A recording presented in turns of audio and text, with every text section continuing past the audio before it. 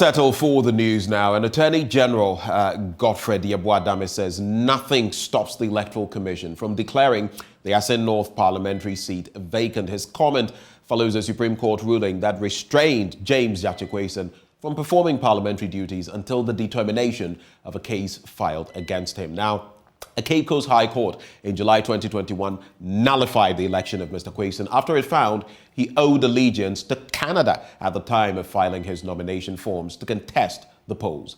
Michael Ankomandimfa, a constituent who filed this election petition in January 2022, initiated another action at the Supreme Court asking that it enforce this High Court judgment. Now, the court on yesterday, agreed with him. Correspondent Joseph Akable now reports.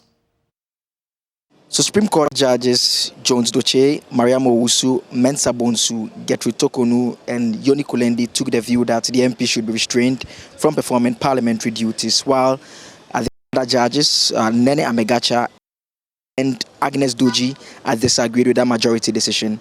The court said that the MP should no longer perform parliamentary duties or show up in Parliament or present himself as Member of Parliament for Asin North. The Attorney General believes this decision is in the right direction. And I think that there ought to be even application of the law. There ought to be an equal application of the law. The same fate befell Adamu Dramani Sakande. He was not qualified at the time that nominations were opened, and we don't know what happened to him. He was subsequently declared ineligible, and for that matter, his seat was taken away. So there ought to be even application of the law. If it happened to Adamu Dramani Sakande of the MPP, yes, it also has to happen to a gentleman of the NDC who has also fallen foul of the same law. It means that as the High Court that had earlier on held, the seats for me, the people of Asin North will not be represented. And I think that we're enough for all these legal gymnastics that have been employed by the lawyers for Asin North. Perhaps the by-election should have been conducted long ago.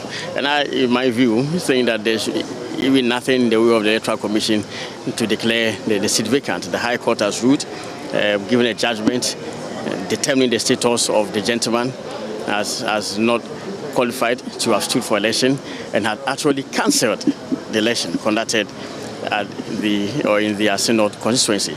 And the Court of Appeal subsequently struck out this appeal for non-compliance with the rules of the Court of Appeal. So there's no appeal pending. And I think the way is clear. But of course, the Supreme Court has ordered an expedited hearing and determination of this matter. Yes, I believe that the Supreme Court hearing definitely will also affirm all the principles of law that I have indicated had early on been established by the courts of Ghana. A member of the NDC legal team, Baba Jamal, disagrees. The Supreme Court has given its ruling, but we vehemently disagree with their position. I think that it is a sad day for all of us, that if what it means is that Asin North is also not going to have representation in Parliament for as long as this case lasts. That is a sad situation, because there are precedents in this country.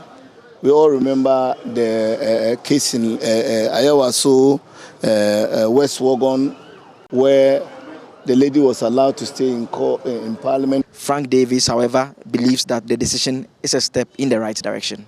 The right of representation is not a structure by itself. The right of representation is steeped in law. You can't have an illegible person running around as a member of Parliament for a constituency when he is not. It obviously leads to a mutilation of the sovereign will of the people of Asin North. They are better off now without someone who is parading as a member of Parliament whilst he is not, whilst we await the decision of this court. The mere fact that they don't have to quote a member of Parliament at this time does not, in any event, strip them of what they are entitled to as citizens of this country. At any particular point in time, there will be a needed representation from the New Patriotic Party for the Asin North constituency.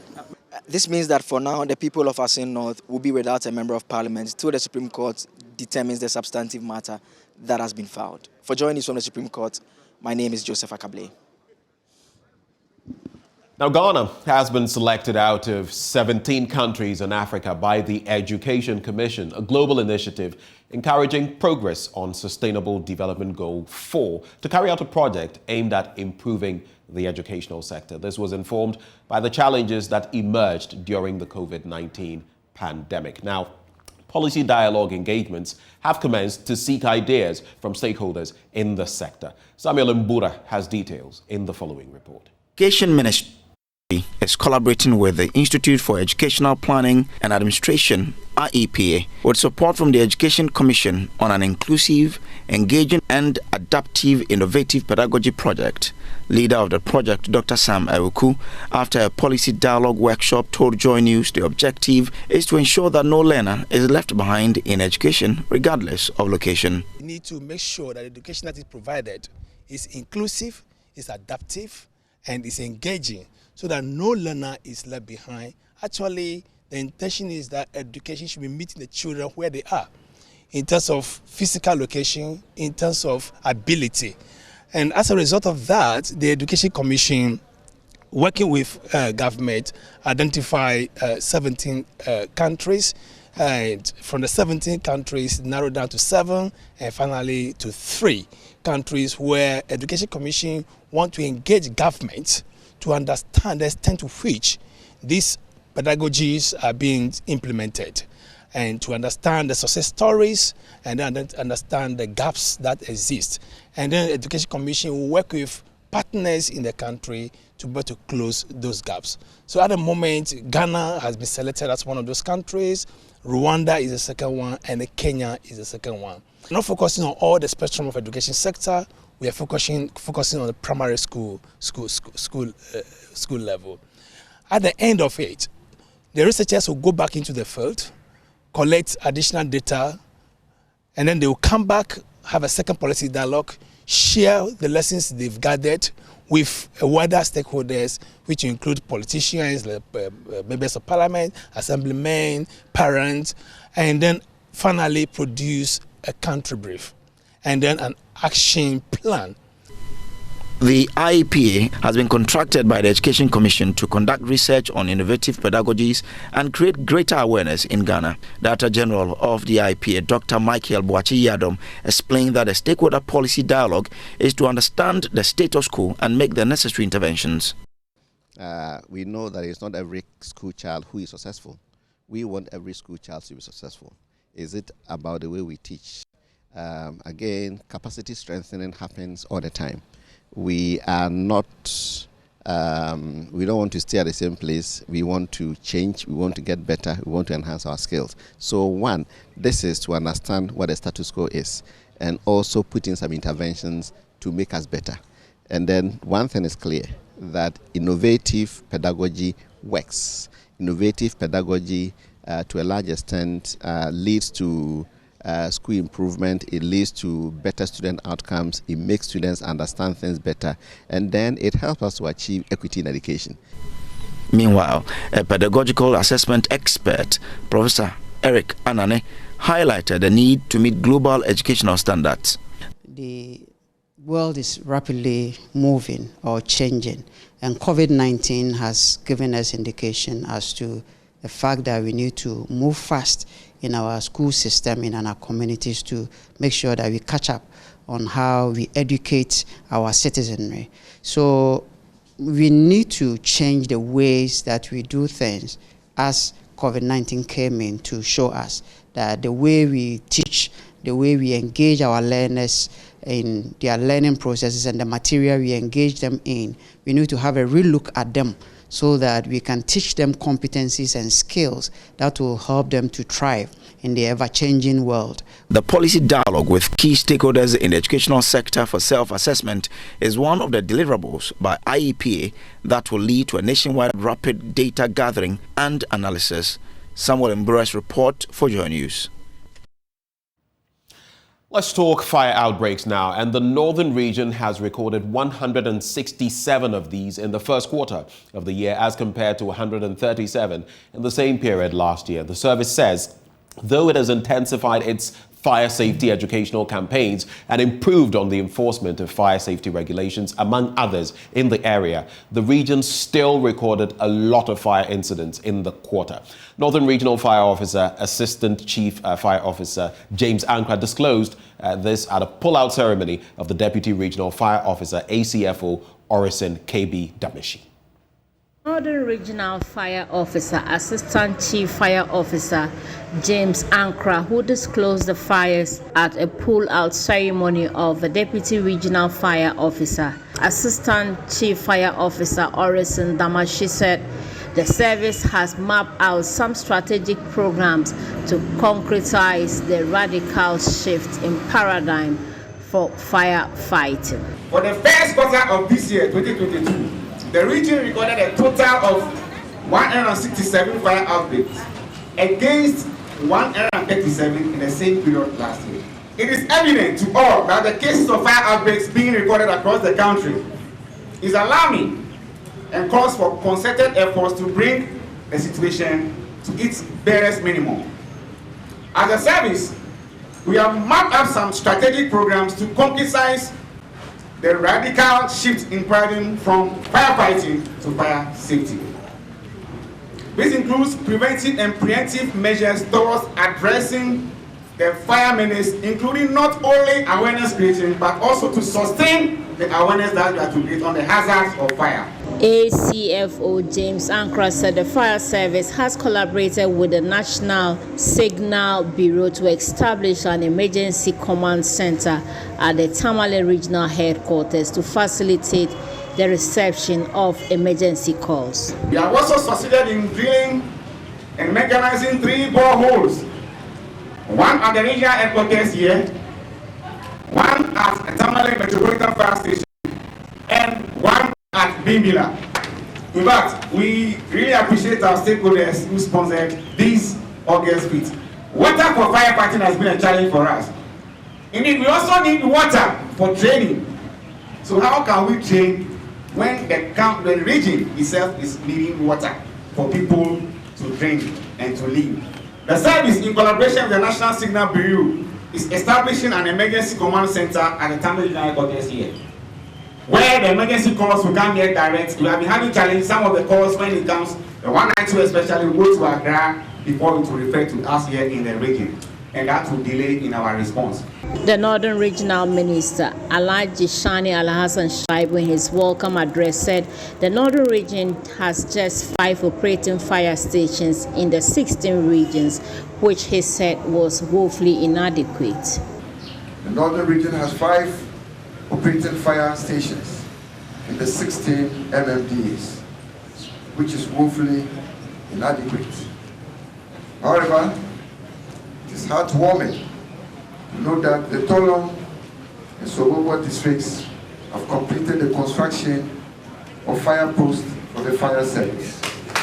The outgoing Deputy Fire Officer, Orison Damashi, on his part, pleaded with the officers to give in their support to the new Regional Fire Officer and his team.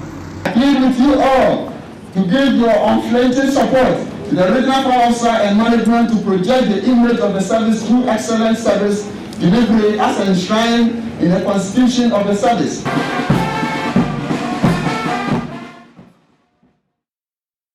Now, though Ghana is among the 4 countries in Africa with the most stringent fire preventive measures, unfortunately, 80% of facilities don't have a fire detection system. This is largely because they rely on the internet to report.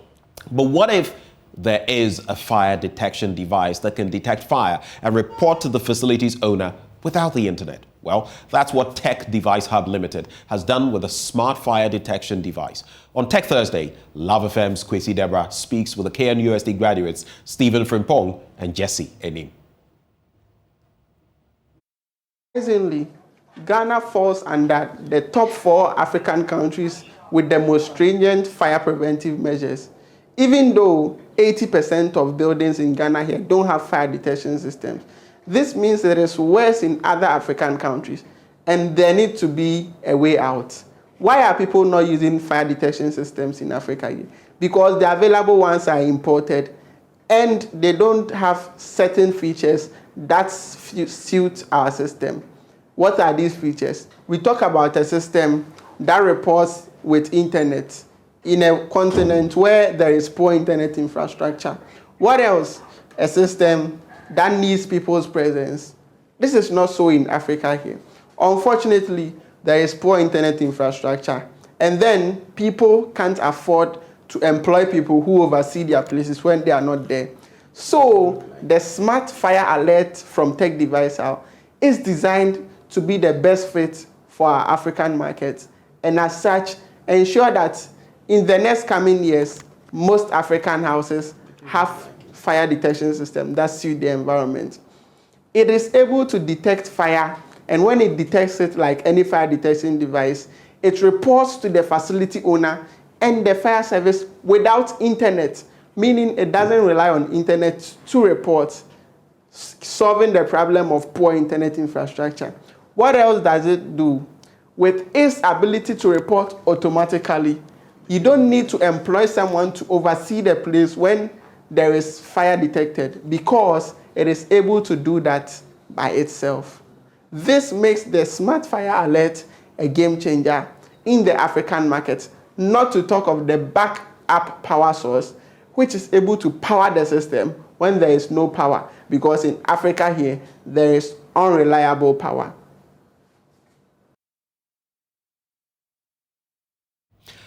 Well, let's talk about the CEO of Crystal Lake, who has charged businesses to consider employing persons with disability, which he argues will shore up productivity when given the needed training and skills, especially in the area of agribusiness. Patricia Safo says the attitude of some employers has become a major barrier to the growth of persons with disabilities, insisting an inclusive policy will advance the country's agri sector. There's more in this report.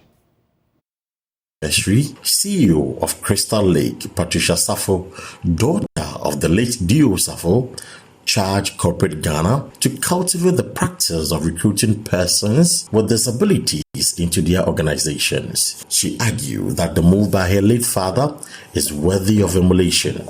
I think we came to the realization that having an inclusive policy of actually having some of these people within the organization, it makes it's versatile, but definitely positive. It is very positive. So as an organization, I will ask corporate Ghana to look at it carefully, to try it, and I'm sure that they do need to be trained though. And you do need to learn sign language because we had to learn a few of them to be able to communicate with them. But once you are able to get over that hurdle, they are very productive group of people, yes. The Safo family also used the occasion of the one-year anniversary to institute an agriculture award scheme to reward the best student in honor of the late Dio Safo. Thank you for staying with us. That will be all for the news. But up next, we serve you our news review. Do stay.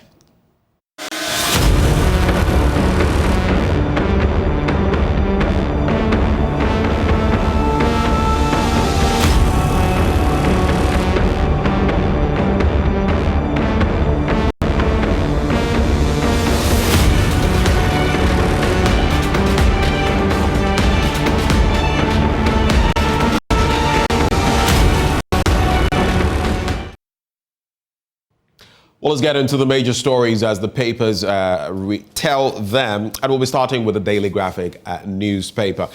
The banner headline here, Deepen Peace in Country, Clergymen Rally Citizenry at Easter. And of course, Easter is just around the corner. Of course, don't forget to aid us in our enterprise for that soup kitchen to aid those in our community. After all, the joys of Easter, the risen Christ, impact us all.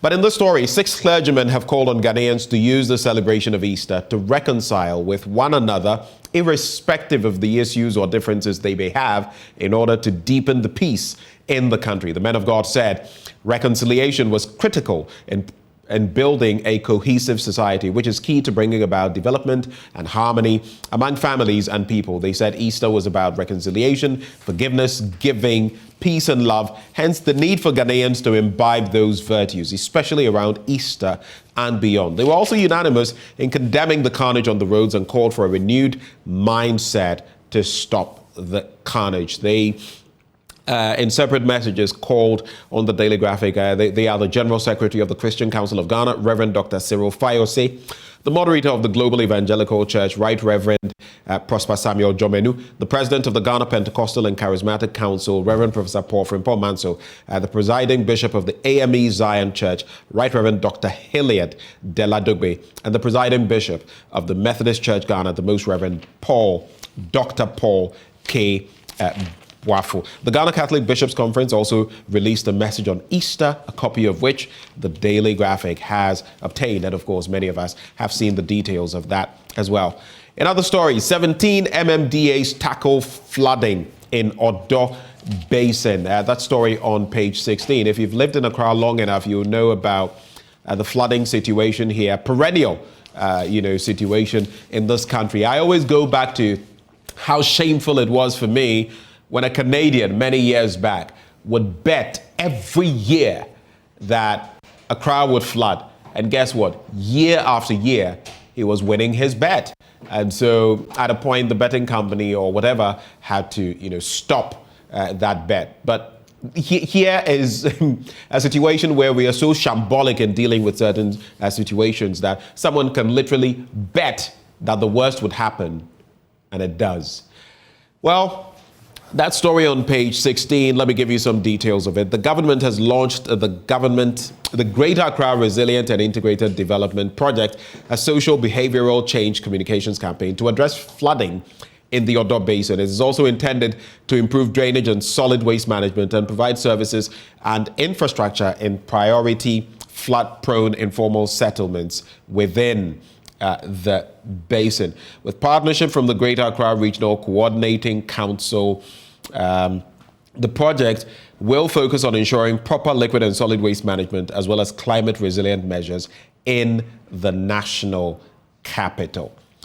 Let's get into some other stories. And Supreme Court bars Quayson from Parliament. You may have heard from now or by now, the Member of Parliament for Asin North, James Jachi Quayson, has been ordered by the Supreme Court to desist from holding himself as a legislator pending the final determination of a suit challenging the constitutionality of his election. In a 5-2 majority decision yesterday, which the Minority Caucus, their legal team, is going to take on to seek a review, if possible. In that decision, the highest court of the land upheld an injunction application by a constituent of Asin North, Michael Ankoma Nimfa, who won a judgment at the Cape Coast High Court nullifying Mr. Quayson's election on the basis that the MP held Canadian citizenship at the time he filed to contest the seat.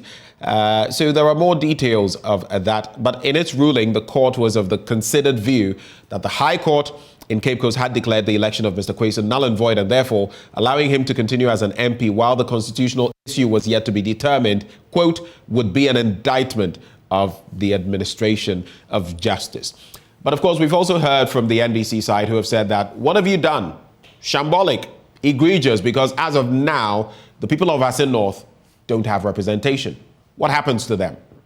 So that issue is also in question. But the substantive issue, which borders on the constitutionality of his election, is yet to be determined. There are issues surrounding that. The substantive issue is still at the apex court. And when that ruling is delivered, that is when the minority feels that the Electoral Commission can go ahead to ask for a by-election, without which they cannot do that. But the Attorney General, Godfred Yeboah-Dame, speaking yesterday, said the road was clear. The EC had the green light. How are things going to pan out? Mind you, we've also heard from the likes of North Tongue MP Samuel Okudatua-Blakwa, who says his party should learn from the way the NPP is carrying out this activity, this campaign, if you like, in terms of the Asin North Member of Parliament, and pay them, well, you could say tit for tat when it comes to the 3 others who have been cited for, staying out of Parliament for 15 times within a certain period. So we'll see how those dynamics shape out. On page 17, more politics. Let's continue to sacrifice for a better country. 5 parties urge the citizenry. I'm talking about the NDC, the CPP, the PNC, the PPP, and the NDP. Piac temporary structures at roofing level. We've seen some images. Supreme Court bars Quayson from Parliament, and LEAP beneficiaries to receive $42 million World Bank support. All those details in there. But let's bring you some international news right before we cap it off on the Daily Graphic. The Ivory Coast Prime Minister, Patrick Ashi, tabled his resignation, surprisingly, and that of his government yesterday as President Alassane Ouattara plans to slim down the size of the cabinet, Ouattara said. Now, Ouattara said he would reduce the government to around 30 ministers from the current 41, with new appointments to be made next week to govern the world's top cocoa producer. The president is expected to address a joint session of the West African country's parliament on April 19, as government spokesperson told Reuters. I just want his take on a slimmer cabinet. He says here, a slimmer cabinet will be more efficient and in tune with the global economic climate. And I ask myself on the back of this development, how about Ghana? I mean, sometimes we talk about the fact that in more developed democracies, jurisdictions, they can afford to have fewer people at post, whether cabinet or essentially the raft of or the long haul when it comes to ministers. In the US, look at their secretaries of state. How many are there? Look at the size of the United States. Then you come to a little country like Ghana, and you look at the number of ministers we have. We have 16 regions, so 16 regional ministers. In some instances, we have had deputies.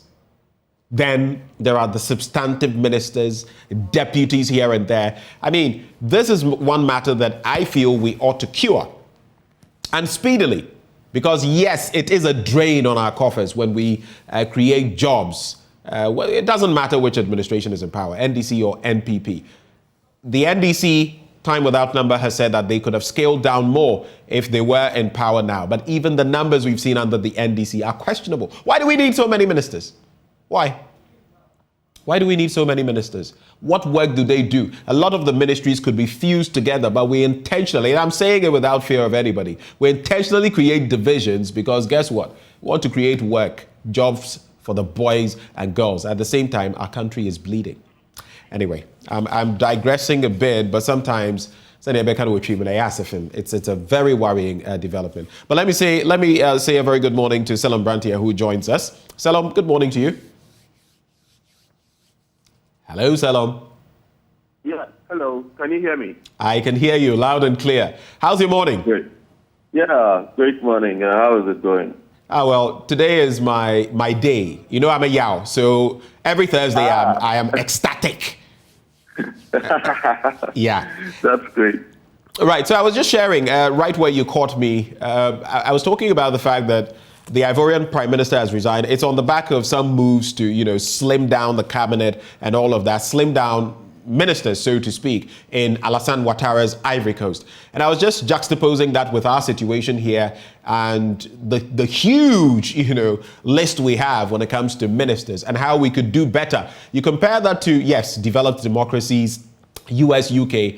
How come such big countries like the United States, India, and the rest can have that paucity of representatives or ministers, and yet here we need a long list, and I'm sorry, a lot of them have nothing to show. What's your quick take? Yeah, I mean, you're spot on. A lot of our ministers are redundant. They really do not do any work, and it's become a reward mechanism, just like how we have state-owned enterprises also becoming reward mechanisms, right? Where you just have to give people appointments to keep them on some kind of a payroll for their contribution to probably the party coming into power. Right. We have a situation where we have an overloaded, top-heavy executive structure, which is also, unfortunately, dictating almost everything in the other, the seats of government, which is the legislature and then the executive, the judiciary. So unfortunately, we have stretched the Constitution to the point where we are using it as a convenience mechanism for supporting party structures instead of supporting the state as a whole. And one of these is a bloated list of ministers where really a lot of the decision-making should be left to the bureaucrats at the ministries. And not the ministers who 80% of the time are just duplicating some of the functions, and actually in some cases usurping some of the functions just for other interests apart from the state's interest. So you are spot on that. Right. South Africa flood death toll jumps to more than 250. That's in the other international story there. Let's quickly jump into the Ghanaian Times newspaper. Supreme Court upholds interlocutory injunction. Assin North MP barred from Parliament, and Energy Minister greeted with Dumso at Meet the Press. Imagine that. Energy Minister greeted with Dumso at Meet the Press. Deputy Lands Minister inspects temporary accommodation for Piac, and Easter messages from the clergy pray for global peace and stability. And I feel it's very important we do that, because what is happening, it may be in Eastern Europe, but it can spill over, and we're already feeling the shocks in different ways. But how do you react? Energy Minister greeted with Dumso at Meet the Press. Well, we still have a very fragile energy distribution system. I think the recent thunderstorm across the southern sector of the country exposed that fact. A friend of mine was saying that in countries like Singapore, you also have monsoon rain and winds which are even stronger than ours, but the lights never go off. I think it's a basic matter of how we have technically structured these, so that anytime there's a serious, severe downpour, I think it affects some of the lines or some of the systems such that we are not able to distribute power efficiently. I've heard talk about this being more of a system setup problem than anything else. And this Dumso is probably to remind the minister that we should invest in our electricity infrastructure a bit more than we have. And one of the ways to do that is to take the debt from all the public sector entities that are owing in huge millions, because then this would help reduce that burden. Right. I don't know for you. You know, recently we heard from Gridco. They came out with one report about some work that had to be done, which would lead to power outages. They quickly had to revert and say that, no, it wasn't going to lead to power outages. It's interesting sometimes how we play with these things. But in recent days, Salom, I'll let you react to that, but tied to that, in recent days, maybe not tied to that situation, many different neighborhoods have complained about power outages. I have experienced it about 2-3 occasions. I want to find out, have you experienced same? And then you can share your thoughts on the Gridco bit. Yeah. There were a few times over the past week that there were a few off and on. Right. Just go off and then to come back and then go off very quickly and come back again. That's where it gets even problematic, more problematic, because if you're not at home, your gadgets will just be going on and off. Flashes for a second. Salom? There are times when it even just flashes for just 1 second and then goes off again. It's related. It's not related to this distribution thing. And unfortunately, if you talk to a lot of the engineers, they'll tell you that they are not sometimes being allowed to do their job because politicians want to look good. And it messes the situation up, because then they are on timelines that are artificially constrained. And when this happens, it means that they will have to rush and do the job very quickly or something like that. We should understand, for example, that if we are expanding the grid and we are restructuring the grid, some of these outages are necessary for us to have continuous power supply.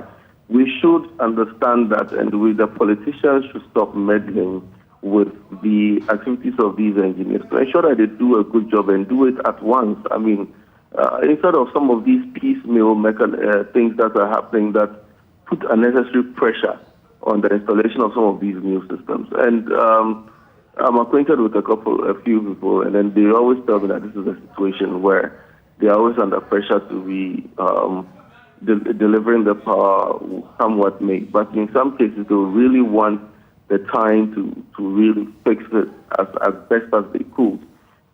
because these are systems that are supposed to be always on. So it means that right at setup, they must be set up in a way that they will have handled this efficiently. But sometimes the constraints on them mean that they can't do that just because they have to fit into a certain narrative that has been created for them. So these are some of the limitations on the ground.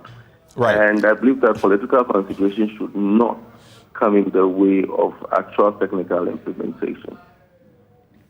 Let's look at this one quickly. I'll let you look at another story, but just to give all of us the headline there, alleged cocoa board financial loss. Payment to Agongo went through all processes. That's according to a witness and a defense witness in the case in which Dr. Stephen Kwabnopuni, former chief executive officer of Ghana Cocoa Board, is standing trial for alleged procurement breaches and causing financial loss to the state. And a fertilizer deal said payment to Seydou Agongo went through all processes like other transactions. So more clarity coming up on that issue. But let's look at this one, in fact, which is what I wanted to get to. Piac advises Gnpc to stop granting loans to government until the payment of $318.09 million debt is settled. Your quick take on that, Selo. Yeah, Piac is refusing to... Hello, Selo? Yeah, I didn't get the last part of it. Piac is refusing to pay. So Piac is advising the Gnpc to stop granting loans to government until the payment of some $318.09 million in debt. What do you make of that? Yeah, I mean, it's quite bizarre that we are having a situation where Gnpc is suddenly contracting loans on behalf of the government. Though I think there was I've forgotten the actual issue last year, but there was a whole murky issue going on where GIPC was standing as security for the government with regards to some loans. I've forgotten the details exactly, but there was something bizarre going on like that. And I think that GNPC is steadily becoming a loss-making mechanism. I think that over the past couple of years or so, they've been making steady losses. And this is not what this company was built for. You would remember, I don't know if you will, a very long time ago that the former CEO then, Mr. Chikata, was even sent to jail with regards certain transactions that the GNPC back then. And to think that now we rather have it ballooning into these huge levels of debt and doing some of the same things that Mr. Chikata was jailed for, but even at larger scale, then it means that we really are refusing to learn, and we are just using this organization as a mechanism just to get more free money that cannot be scrutinized. And I don't think even the workers in GNPC will be happy with a lot of these developments, because the technical people in there who are trying their best to do the right things and find the right oil fields to be able to work in conjunction with some of the bigger oil companies to connect, to raise revenue for the country. It's interesting how it is being used as a chess piece. Yeah, it is being used as a chess piece, and they are being used as pawns. And I don't think that is the right way to steer an organization like that if you really want a sustainable oil industry.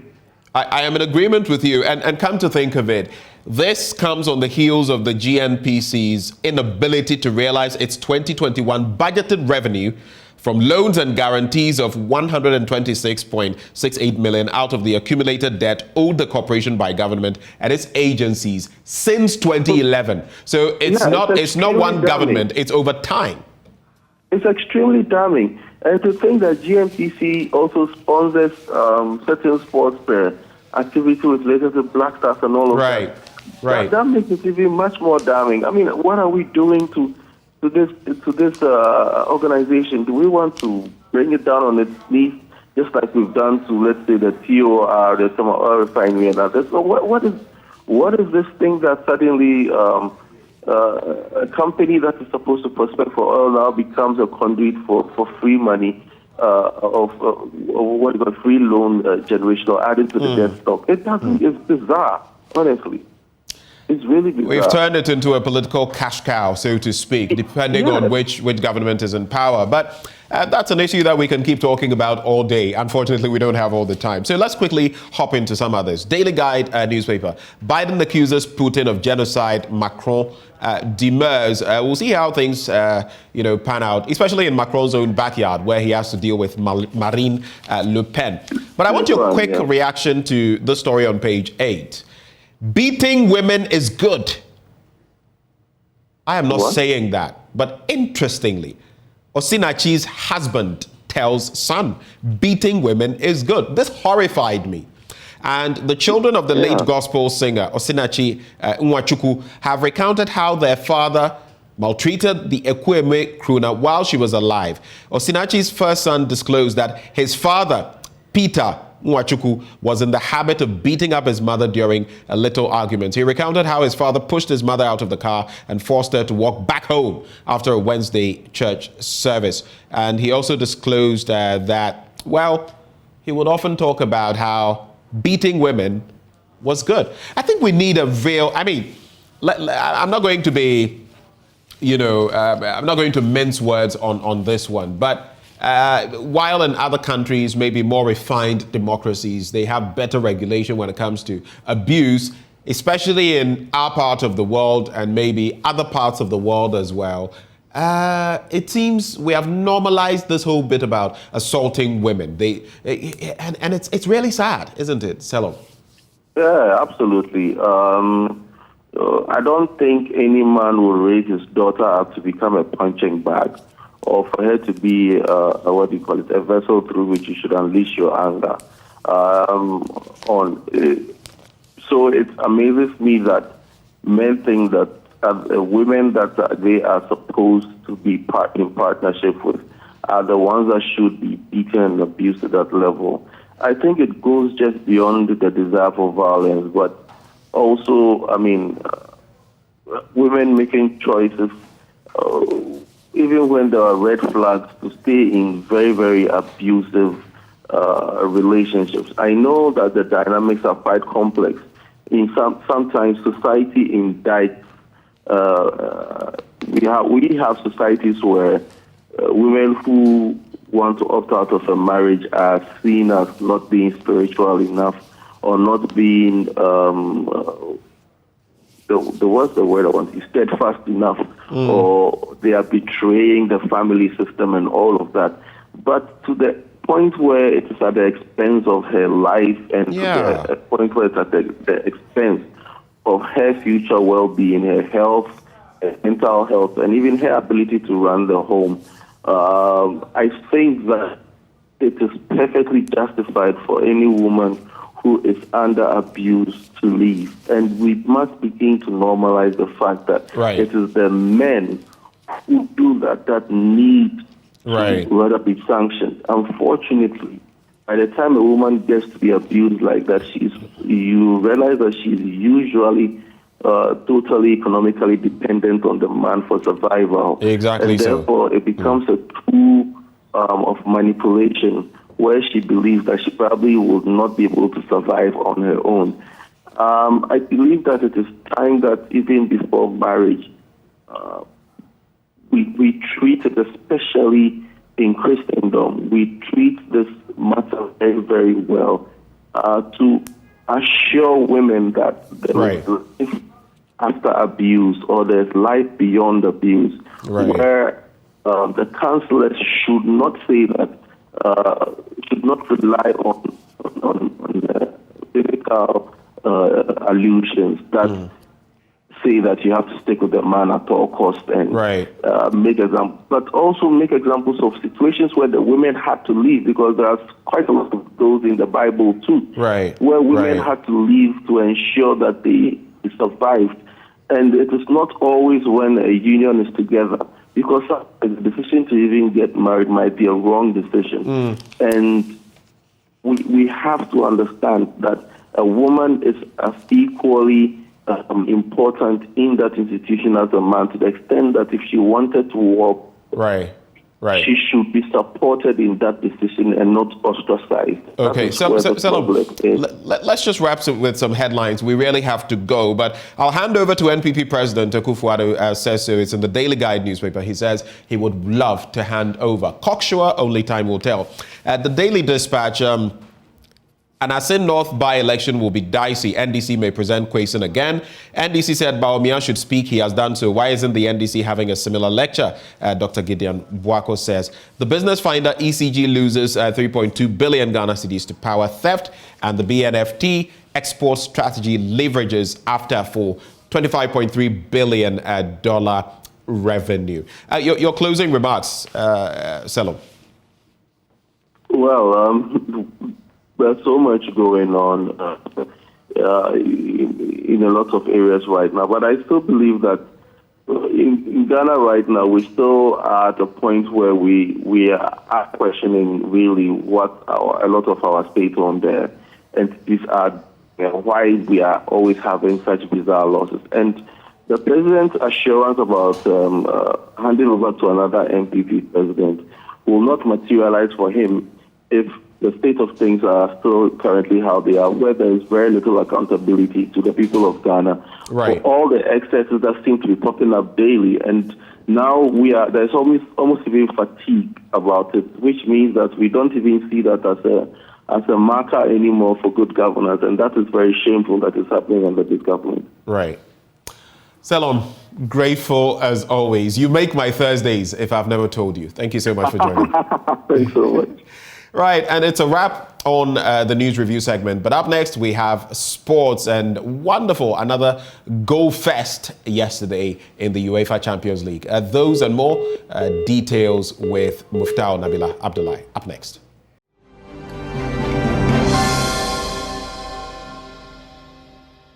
We can do sports now on AM with me, Muftau Nabila Abdullah. And on April 15, it will be a special day for Baden Ghanaian young boxer Samuel Techi, because he gets his first professional fight against Kamaldeen Boifew. Techi, who won Ghana's only medal at the Olympic Games in Tokyo last year, is upbeat about his chances in professional ranks. I've done a lot in my amateur, and I cannot say it myself. All Ghanaians know it themselves, and they know the record I've done in the amateur level. And as you watch me at the I fought with the professional boxers, so I'm shaky. I fought with the professional boxers at the Olympics Games, so I don't care whether you are a senior and professional. As I started talking, I told you I'm an amateur boxer and also a professional boxer, because I fought a professional boxer at the Olympics. I fought Duke Reagan. He's a professional boxer. He have fought for. So I'm ready for the professional, and I'm very ready, because since I come back from the Olympics, I've trained since to date. So I'm ready for professional, and I'm ready for my opponents, everyone, and not only in Ghana and not only in Africa and in the world. So I'm ready. Yeah.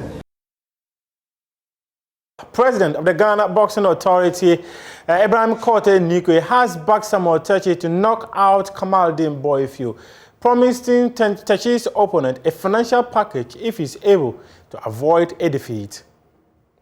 Techi is one of the promising guys. I just told the opponent, if he can stand Techi to the 7th to 8th rounds, that is 6 rounds. If he's able to even finish it, I'll give him 500 cedis, because I know Techi is going to knock him out. I'm just telling the coach, and they also tell him they will knock Techi.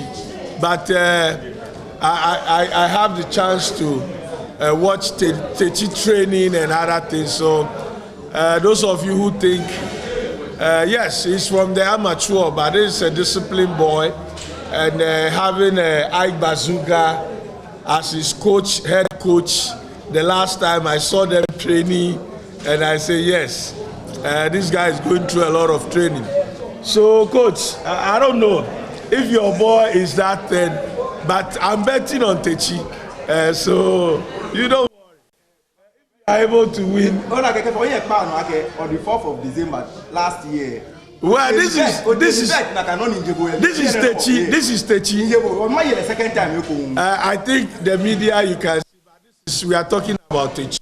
Okay. So for me, I'm sure we are going to beat you as prepare to come. So the media, we beg you, let's call the people. Everybody should come, and then we see a good show.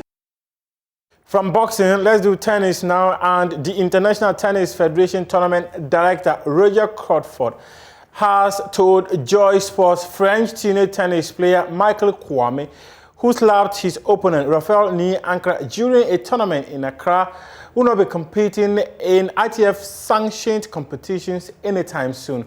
A footage of the moment shared on social media showed Kwame reaching out for a handshake before slapping Ankra. Crawford, who is president of the Ghana Tennis Foundation, believes ITF will crack the whip. So we just found out that the Michael Kwame is not allowed to play in any ITF tournaments. That's the initial disciplinary action. We don't know how long, but I don't think it's going to be anytime soon. He's not going to be playing anytime soon. But I think there's going to be a final decision on his fate, and we're yet to find it out. Okay. From your side as the Ghana Tennis, what official reaction are you going to have to that? Should I say, these are youngsters. Somebody would say that Michael Kwame was a young guy or is a young guy. Should this incident be the reason why his career will be blighted? Are you allowed to, for example, plead on his behalf or something like that? I mean, so let me correct this. So, fine, I'm on two committees of the Ghana Tennis Federation, but I am the tournament organizer for Tennis Foundation Ghana and also the tournament director.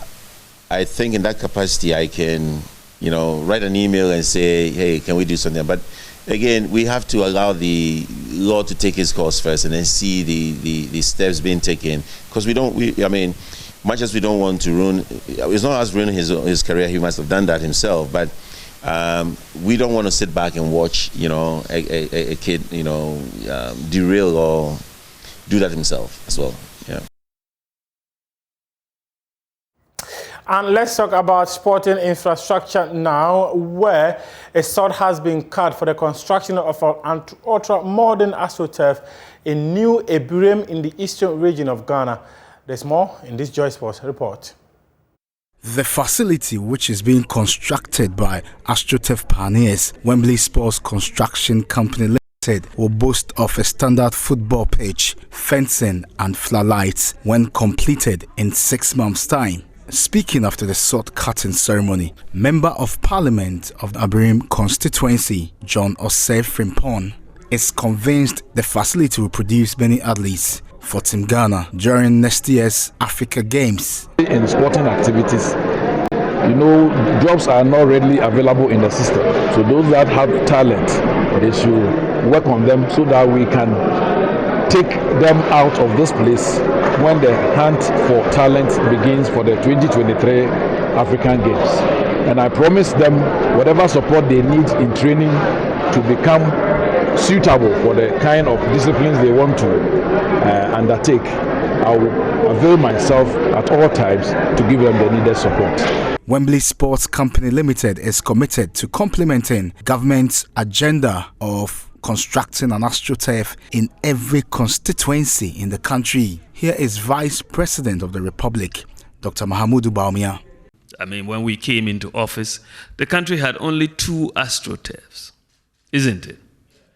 Today, you have almost over 80 AstroTurfs in Ghana. And every district now, if you get to every district, the first thing the youth ask you for is an AstroTurf. So, Mustafa, the Honorable Minister, it's now going to be one district, one AstroTurf that you are going to have to implement. We're building AstroTurfs. Of course, they have major grounds for trade.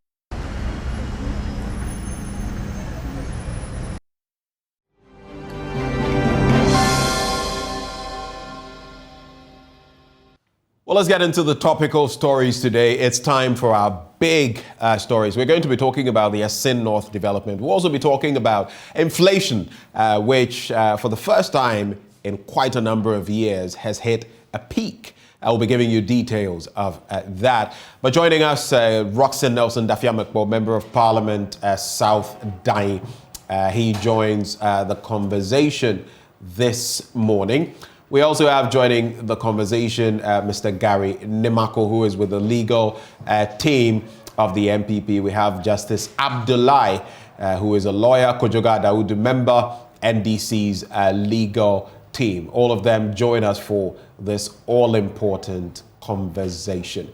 Let me just add that the Member of Parliament for South Dai, Roxanne, is also on the Constitutional, Legal and Parliamentary Affairs Committee of Parliament. But before we get into the nitty-gritty, I know you want to do this. Easter is coming, and you want to say something to your constituents. Yes. What is that message? Now, thank you very much. Let me use the opportunity to wish my people in South Dai, Peki, Bali, Beve, Tongo, the very best of the Easter. I'll join them tomorrow. So starting from Peki, Dega and his people in the Peki state, Peve Togbe Akudumpe, Togbe Agbinani, and the people of Zendo. My greetings also goes to the Kpali people, Togbega Atiklaja, and his Kpali people. Then Tongo, Mama Tomelo, Togbe Ajado, and the people of Tongo, traditional area. My regards to them. Right. My regards to pastors like Afotude of Germany, Pastor Arnold of Peki, and all. I further send my greetings to the market women in Germany, Kweve and Peki, because they have sustained us throughout the year. And of course, my party people, the NDC executives, the constituency chairman, Prince, my regards, organizer, Fumoji, I greet you, and my branch executives and the chairman who are working hard. And of course, I cannot leave out my chief executive, the Honorable Dajawa, the newly appointed NPP vice chairman as the district chief executive for South Dai. We are beginning to work together very well, and I hope that this can only get better for South Dai. So on this note, and of course my drivers, my Okada boys, and my two police commanders, a Peki police commander and the Kweve police command. My regards, fire service commander, and my SMO, senior medical officer at Peki Government Hospital, Dr. Cranton, and all the farmers in South Dai. Okay. I wish you all the best, and I'll join you tomorrow. Ayo, we thank you for the public announcement. Member of Parliament for South Dai, Roxanne Nelson Dafiamekbo there. Let me just let you know that we're also going to be checking out the feel of, those in Asin North, that constituency, how they are reacting to the latest ruling by the Supreme Court. We'll be getting some snapshots of interactions with them. We'll also be hitting the streets today to gauge how you feel about the inflation that has affected everything from food to everything else that we purchase out there. So just stay put. We just might come to a place close to you. Let me also say a very good morning to Justice Abdullahi, lawyer. He's been in the public space a lot recently on the back of that petition or case he brought before the Supreme Court in terms of Parliament, quorum, deputy speakers voting and all of that. Justice Abdullahi, a very good morning to you. You too, and indeed, good morning to my good friend, Roxanne. And I understand you mentioned Gary is also on the line. Gary is also a brother, so I greet them. But I am very excited about the way Roxanne has been very consistent. Every time he appears on the program, he takes the opportunity to greet his constituents. And for me, the consistency has been very, very keen, and I love him for that. I think our honorable members should be learning from that. I think that you have roots that you ultimately go back to. And so when you're taking decisions, you remember the people who brought you to where you are. At the end of the day, all that we are doing is for the good people of Ghana. It's for our posterity, and indeed it's for all of us. So every time you back to greet the people back home, you remember their poverty status. You remember how struggling, how difficult they are all struggling just to make ends meet.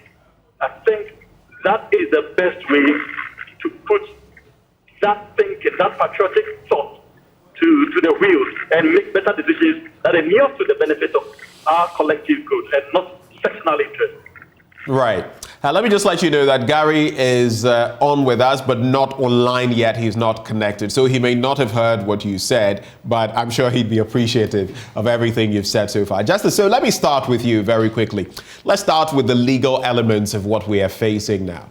Asin North, the Member of Parliament, or should I say the former Member of Parliament? Well, not yet. It's a bit murky, isn't it? But he's been stopped by the law from holding himself out as a Member of Parliament and performing parliamentary functions like going on the floor of Parliament, participating in debating, voting. Obviously, all those are now thrown out of the window on the back of the Supreme Court's ruling. What is your quick take? I'm sure you've taken a look at the ruling and the ratio of the court.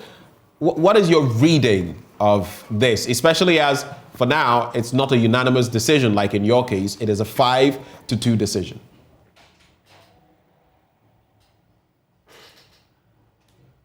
Hello, Justice. The decision from the High Court all the way up to all the applications that were thrown out.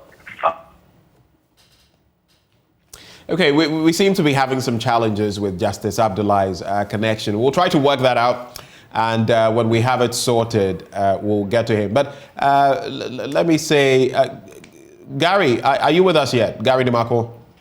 All right, so Gary cannot hear me yet. Gary cannot hear me yet. When he connects, we'll get to him. So I'll start with you, Roxanne. Yeah. And we've heard from your legal team, and they've not been happy with this ruling. But I guess everything was pointing towards that on the back of the Cape Coast High Court's decision, which now the Apex Court has upheld. But what is your reading of what transpired in court yesterday? There appears to be a lot of confusion surrounding the issues our question. So the substantive one is still being contested. Let me clarify. Right. Or let me take you through the morass of cases involving him.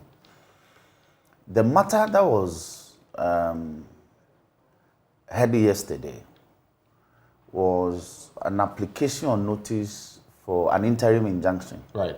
Interlocutory injunction. Yes, interim interlocutory. To be granted in respect of him.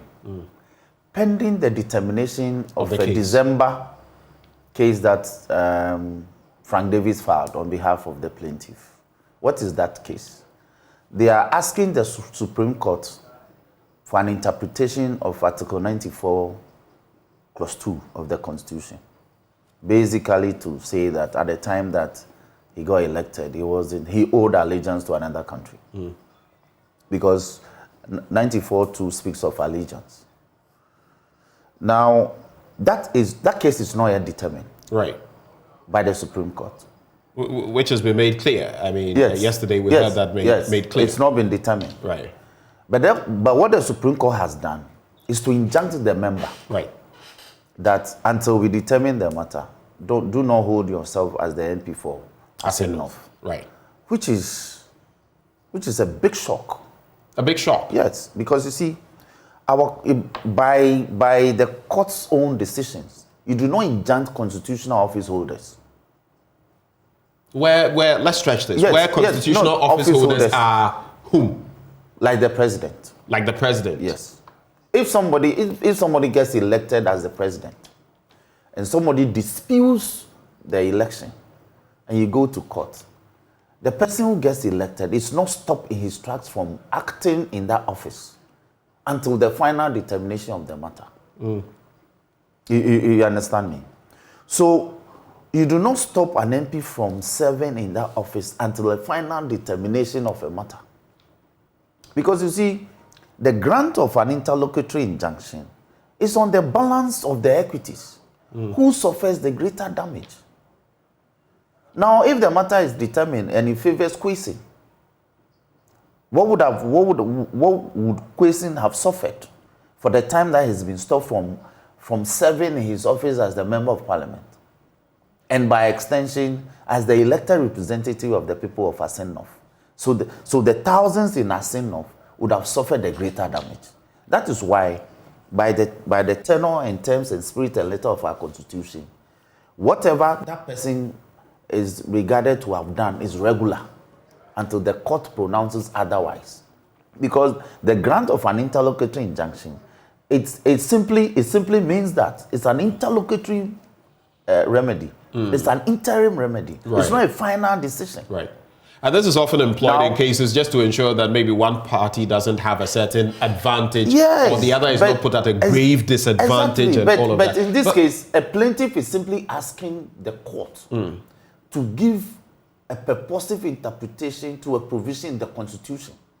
So who will suffer the greater damage? The person who has been installed in office, taking the oath of office, and is working, or the person who is seeking that interpret this, and if it goes in my favor, I take a certain decision. But how about let's take Gnpc, the petitioner. Yes. Let's put him aside. Yes. And look at the law.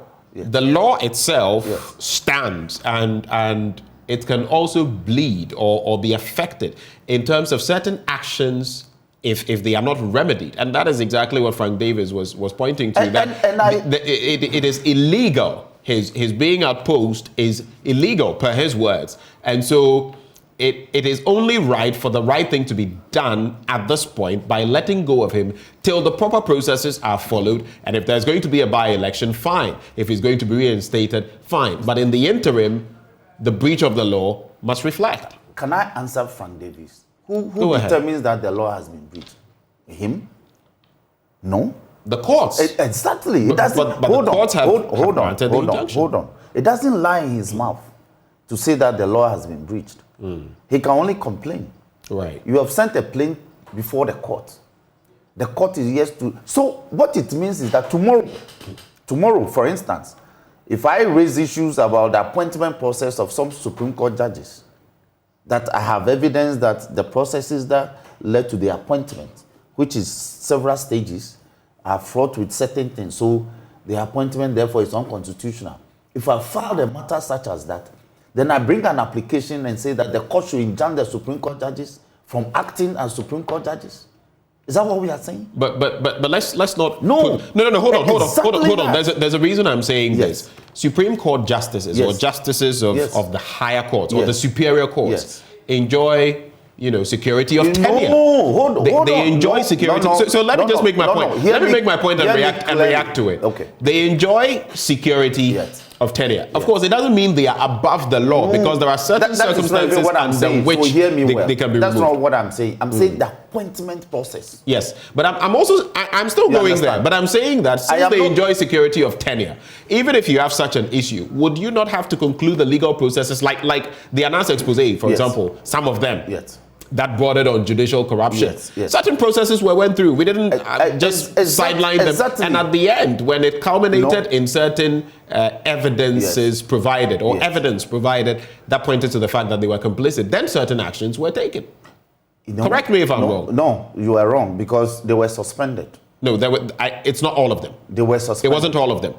How many? Because I do recall that some of them, had to, but not all of them. That's the point. It even buttresses the point. Right. That when somebody occupies a constitutional office, you don't injunct him pending the final determination of a matter on its merits. The matter in question has not been determined on its merits. So how do you take away my rights?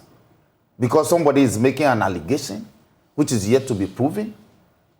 And people are confusing this matter with some other cases that are also pending. You understand my point?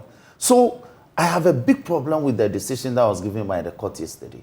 very, very big problem. Are you saying that fundamentally it's erroneous? The court, which is clothed with the power of interpreting what the Constitution says. The court hasn't done that. Hold on. In this regard, because flowing from what the Cape Coast High Court did. Agbeku, take your time. Akaku, take your time. I apologize. I'm going to see you one of these days for Akaku, take your time. What I'm saying is that the court has not even interpreted the plain before them. I get that. What they have done is to have exercised a certain discretion, which is inherent in them. Right. And in which is the point I'm making. Yes. They are clothed with those powers. Yes, exactly. So in exercising that discretion, they have granted a certain remedy, an interim remedy, to favor the plaintiff and to disadvantage the third defendant in the matter, because the plaintiff went against the AG, the Electoral Commission, and Kwesi, to disadvantage Kwesi in the interim. And that will be for how long? If Kwesi stays away for, let's say, 2, 3, 4, 5 months, and the matter is eventually determined, and the interpretation favors him, how is he going to be compensated for the 5 months? Is that to say that you feel James Jachikwason has been hard done by the courts? In fact, by our jurisprudence, this is the first that a constitutional office holder will be injuncted. And mind you, I made a point yesterday, and somebody said, I think you are right. To injunct him doesn't mean you have removed him. Of course, it's merely an injunction. Thank you. You have not removed him in terms from of office. Performing certain functions. Exactly. And so but he still remains member of parliament. Yes. So those who are running around and talking about by-elections, they don't understand the law at all. I think it was Baba Jamal who also said post the decision in court. We haven't got into by-election at all. That is not the case. Now, but we've had even the Attorney General, and corroborated by Frank Davies, say that exactly my point. Basically, the EC has the green light to go ahead with the by-election. EC hasn't got the green light. Read Article 97 clearly. They haven't got the green light. Are they saying that the matter that Frank Davies himself has filed has therefore been determined? Is it not premising? That is the pending substantive matter. You have premised your application on a pending matter. The application has been granted in your favor. Then you run to town and begin to make pronouncements as if the matter has been finally determined on its merits.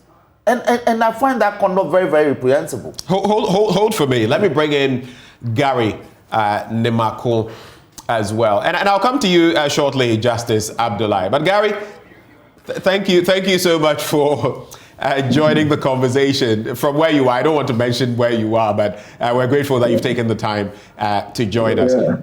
Right. Good morning to you. Good morning to your listeners, and good morning to Roxanne and Justice. Roxanne, you are too hyper this morning. Just know that. You know the things you are doing. You know the things you are doing. Slow down. You too, slow down. Gary, what things are you doing that are upsetting? The political savagery is too much. What things are you doing? The political savagery is too much. You know what I speak of. You see, my brother, let's understand something. We live in the country is governed by rule of law and by our constitution. Now, we went for elections. Post-election, in fact, even before the elections, there were people who had gone to complain to the NDC hierarchy. And the gentleman, Mr. Kwesi, at the time of the internal primaries, was still holding on the Canadian citizenship. This is an open knowledge. Yet they ignored it. All the warning signs were there. They ignored it. Now, he stood for elections. He won the elections. There was a challenge about eligibility and qualification criteria on his part. He went to the Cape Coast High Court. The court granted an injunction that pending the resolution of this matter, please, Mr. Kwesi, don't go and let yourself be sworn in as a member of parliament. This gentleman defied the court order, went to the chamber of parliament. Look at the confusion that was occasioned there. We all witnessed it. Post this matters, the High Court settled the matter and said that, look, as it stands now, I have declared your elections a nullity. Go and rerun the election easy. Immediately thereafter, then they filed an appeal. On the back of the appeal, a stay with execution was filed. That tied the hands of everybody in the matter. Instead of pursuing the appeal, The appeal was never pursued by the lawyers of Mr. Kwesi. They kept filing different applications on the back of the stay and the appeal that was filed at the Supreme Court and in the Court of Appeal. Thankfully, as it stands now, because they could not meet the condition of appeal, everything has been struck out. The appeal was struck out. All other processes pursuant to the appeal, which was filed, have been struck out. So now, there is nothing at the Court of Appeal. Another case was filed at the Supreme Court, because at the time it was filed, there were matters also at the High Court which had not been dealt with. Thankfully, yesterday, the Supreme Court, if you look at the ruling carefully, you will see that the court cannot close its eye to the fact that there is a valid judgment of a High Court. Whose judgment has not been set aside? Whose judgment is still a valid court? But of course, Gary, we know that a High Court's decision can be set aside by the Supreme Court. I mean, let's not make it appear as though once the High Court had delivered a ruling, the Supreme Court had to do the same line. If you listen to me well, you will understand what I'm saying. What I'm saying is that as we speak, no superior court other than the High Court, all right, the Court of Appeal, the Supreme Court has not set aside the decision of the High Court, and therefore, the decision of the High Court is binding. And my president, he understands. Ex parte for that. If a judgment of the court is delivered and you disagree with the judgment of the court, you might take to set aside the judgment of the court. As it stands now, the judgment of the High Court is the only judgment affecting the decision in a say enough. With that same case still pending at the Supreme Court. Say it again? With that same issue still pending at the Supreme Court. The substantive issue. What I'm saying is that the judgment of the High Court affecting the issues in Assin North, as determined so far, is still valid. It's not been set aside. That judgment is what is there now. And the court, in granting an application for injunction, cannot close its eyes that the judgment doesn't exist, and therefore continuously, continue to violate the order that don't go to the Parliament. The order is there already. That you have been restrained from going to Parliament. It is there already. It's a relief, which was granted by the High Court, and yet he still goes to Parliament. That is the crux of the matter. So if you look at it carefully, you will understand why the Supreme Court, per the majority decision, could not close their eyes to the pendency of a valid judgment of a High Court. One of the matters raised by Roxanne Nelson Dafiamekwa, we'll get into other details of this ruling, but he makes mention of the fact that certain constitutional office holders cannot be injuncted, so to speak. Like Mr. President, there are certain things you cannot do. And he extends that and says that in this instance, it was wrong, the decision of the court to injunct James Jachikwason in this way, because I mean you are fully aware that when it comes to injunctions, it is to create some parity. So one side may have an advantage that must be leveled out against the other party. But in this instance, he talks about Mr. Nimfa, the applicant, and all of that, and the fact that he stands nothing to lose. The biggest loser here is the Member of Parliament for Assin North, James Jachikwason, who now cannot perform his parliamentary functions, though technically he still is a member of Parliament. And maybe his constituents. That is the argument of Roxanne. Yeah, my brother my brother, Mr. Roxanne, the firm point to you a single statutory breach, or let's say a rule of practice, that says that the MP cannot be injuncted. Which law is he relying on? Go and read NLA versus Ghana Lotteries. Hold on, Gary. He's doing exactly that. Go and read NLA versus Ghana Lotteries. All those chain of cases. NLA versus Ghana Lotteries. My brother, go and read it. No. Are you saying that a member of Parliament cannot be injuncted by any law in this country? Is that what you're saying? Yes, you can't injunct him. I disagree with you. You see, the point we make. Give me the authority. I have given you authority. Give me the authority that says that you can injunct. All right, Roxanne, hold on. Let's hear from Gary as well. Roxanne, you see, the point you made very clear. That is Supreme Court by 5-2. In fact, even with the one that I read, that is one of the authorities, one of the judges that I read, she simply said that, look, there is a judgment already in force. So she does not see why you should come with an injunction application. You simply go and enforce the judgment of the High Court. So technically, that is not even amount to a refusal of the application. So please. You're not addressing. But quickly, Gary. Can you give me? He has given. Oh, hold on, Gary. Hold on for me. He has given some authorities when it comes to the bit about not injuncting constitutional office holders. Do you have authorities that speak to the contrary? The authority in point is authorities the Supreme Court has just cited and delivered a ruling on. Sorry? The court could have been wrong or close its eyes to any other authority, but it comes to the conclusion that the injunction is well laid. In this instance, we have two dissenting opinions. It's not a 7-0 ruling like we had in the Justice Abdullahi case. Does that not let you think, I mean, once there's an obiter or more, that this decision itself is questionable?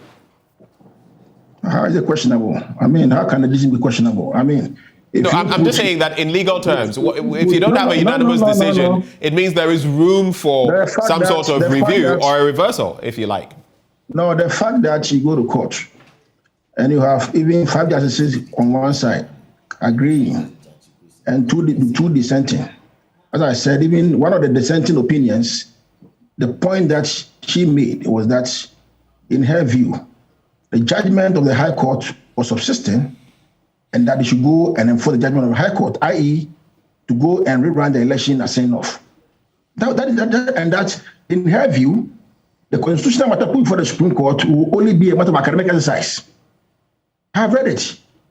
So what I'm saying is that, as it stands now, if you have 5, even 2, it doesn't question the judgment that because it's 5-2, you will say, well, there's a room for what to review. Well, they can try review. Maybe the court may change their mind. Maybe the court may not change their mind. But the bottom line is that, as it stands now, Mr. Kwesi has egregiously been going to Parliament when, in fact, the court said he should not go to Parliament. Now, of course, he was elected, in that capacity. But let me just, get your take on this.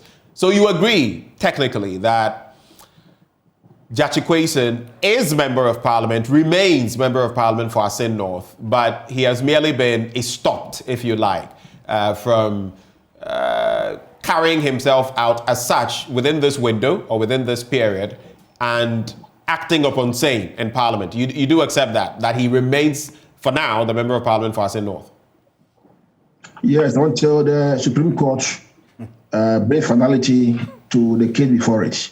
As a matter of fact, if there was no case for the Supreme Court, the High Court judgment will abandon the matter. But because they themselves, want to... Roxanne, why do you keep interrupting? I think that is very I've told him to hold. I'll give him ample time to respond. So, Gary, go ahead. Yes, what I'm saying is that after the judgment of the High Court, if they had not filed any stay or any appeal on the back of the stay, and with all the plenty of applications they filed the Court of Appeal, and the matter ended at the High Court, then reasonably that would have been the end of the case. And because of the numerous appeals they kept filing, and yet they failed to pursue the appeal.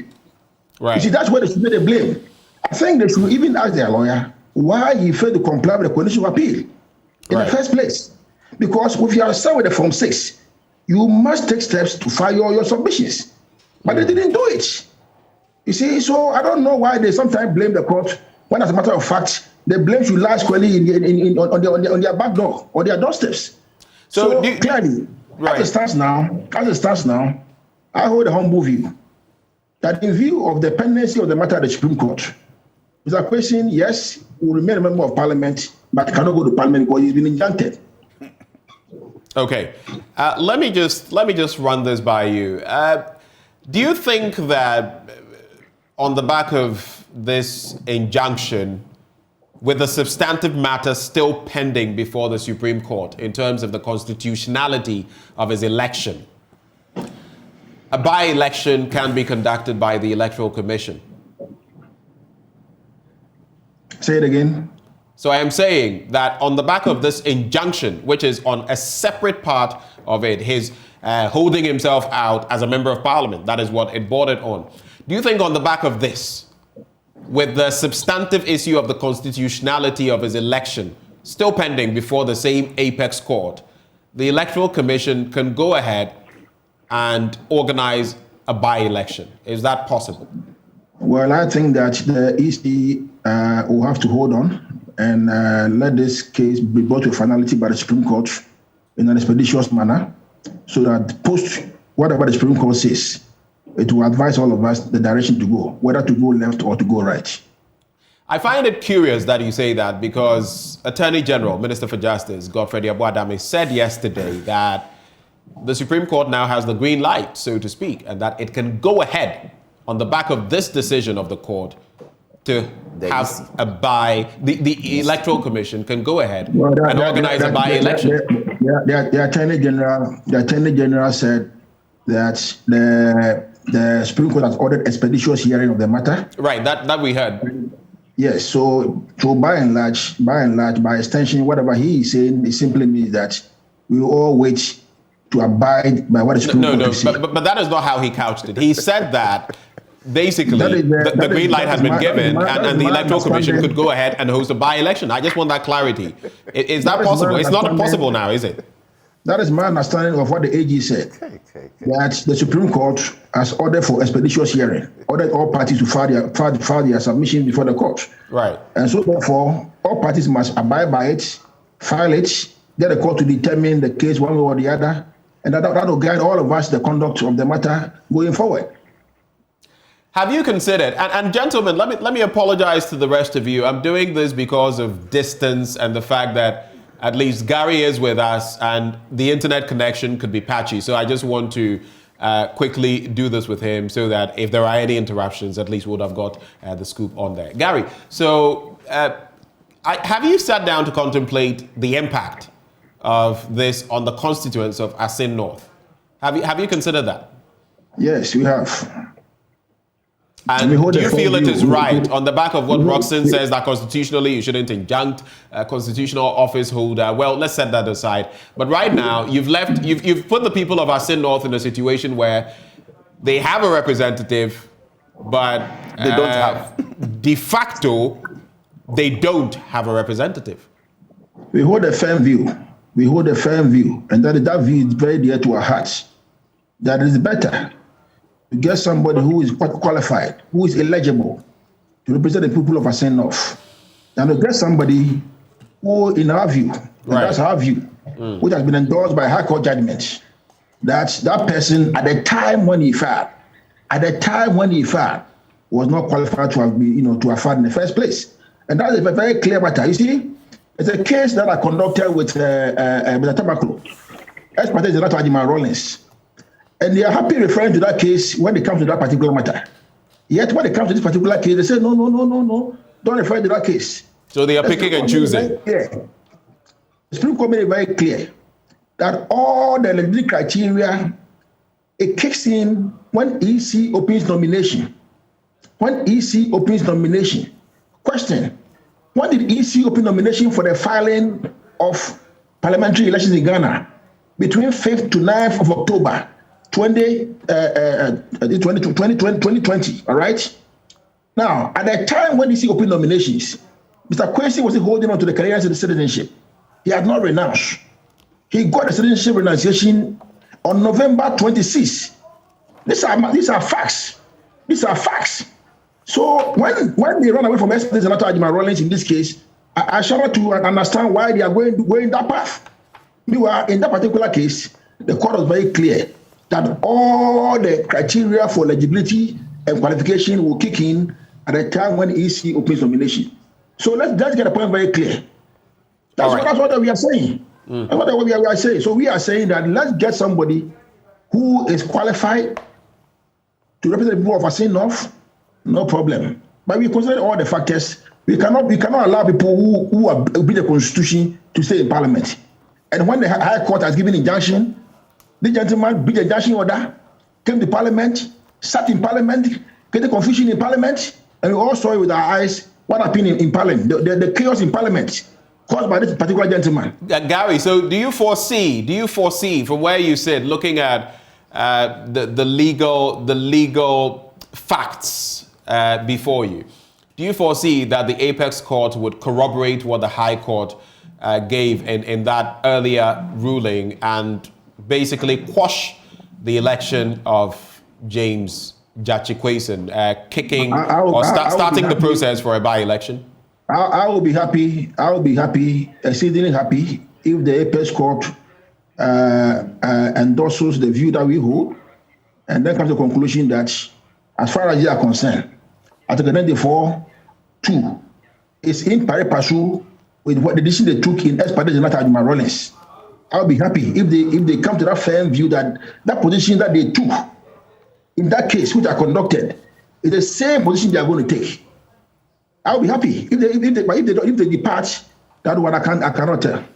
But I'll be happy if they take that view. If they take that view, it simply means that do you foresee that they will? Do you foresee that they will? Just briefly, yes or no? Do you foresee that they will on the trajectory that they are following so far? The court can at any time depart. All right. For me, so sometimes, if you say you are going to foresee, it means that you are seeing something beyond what you can see. They can always depart based on the facts and the circumstances. But I'll be happy if the court, goes by its own decision in Ex parte Jonathan Rollins and then says that, look, criteria for eligibility and it kicks in at the time when EC opens nomination. If that is so, then between the 5th to 9th of October, the question is, was Mr. Kwason a Canadian citizen at the time or not? Okay. That's all. Right. So we've flogged that horse. Just hold for me, Gary. Stay with me. Stay with me, Gary. Stay with me, Justice Abdullahi. I shall come to you. I'll give you a fair, amount of time to address these issues. And Roxanne, I hear you in the studio as well. I'll come to you. But let me bring in Dr. Rashid Draman, who, of course, is one who stays with these parliamentary affairs. Dr. Draman, thank you for joining the conversation. On the back of this latest ruling by the Apex Court, what is your understanding of the core issues? Now, James Jachikwason, the Member of Parliament for Asin North, has been injuncted. He cannot hold himself as such. How does that rub off on you? Right decision? Well, I saw this coming, given all the discussions that, have taken place in the media, and then given the history, of course, when I say history here, talking about the Sakande issue many years ago. Right. I think for me, I saw this coming. I don't know the legalities involved. I'm not a lawyer, but watching Parliament carefully, and particularly watching the balance of power situation in Parliament, in the 8th Parliament, I didn't see a different outcome from what I saw yesterday. So you sort of saw this coming. What made you think that the court was going to rule in that direction? First of all, I think there is... Hello? I'm listening to you, Doc. Yes. First of all, I think because of the history that I referred to earlier, and then secondly, I think from that history, for me, I thought that the political parties, I don't know whether both parties, but at least I thought that maybe the NDC did not learn, some very serious lessons. I know the MPP learned some lessons from the Sakande matter, because I know a particular instance when somebody was going for to even file to contest for primaries within the MPP, and he was told that, look, we need to see clear renunciation of your citizenship before you even contest the primaries. In the case of the NDC, I don't know whether they learned any lesson, and they left the situation to a point where we even had to get to the election period. And so that was a flaw. That was a mistake by the NDC, from where you sit. I would say, from where I sit, that might be a mistake. Even though, let me just be very quick to add, because I have a lot of affiliation with Canada. I studied in Canada I have relatives who are Canadian citizens. And during the COVID period, I was caught up in Canada. And I was, told that the processes regarding immigration issues, all of a sudden because of COVID, have changed dramatically to the extent that if you had to wait to get a document from immigration, maybe normally for maybe 3 weeks, it had turned into about 10 weeks and so on. And, well, from my little knowledge of Canada and the processes, I was, thinking that might be what created this difficulty for the honorable member. But I don't know whether the court, took that into consideration. But however, we break it. At the end of it, I'm just thinking that maybe the NDC did not learn some lessons from the second day saga. Right.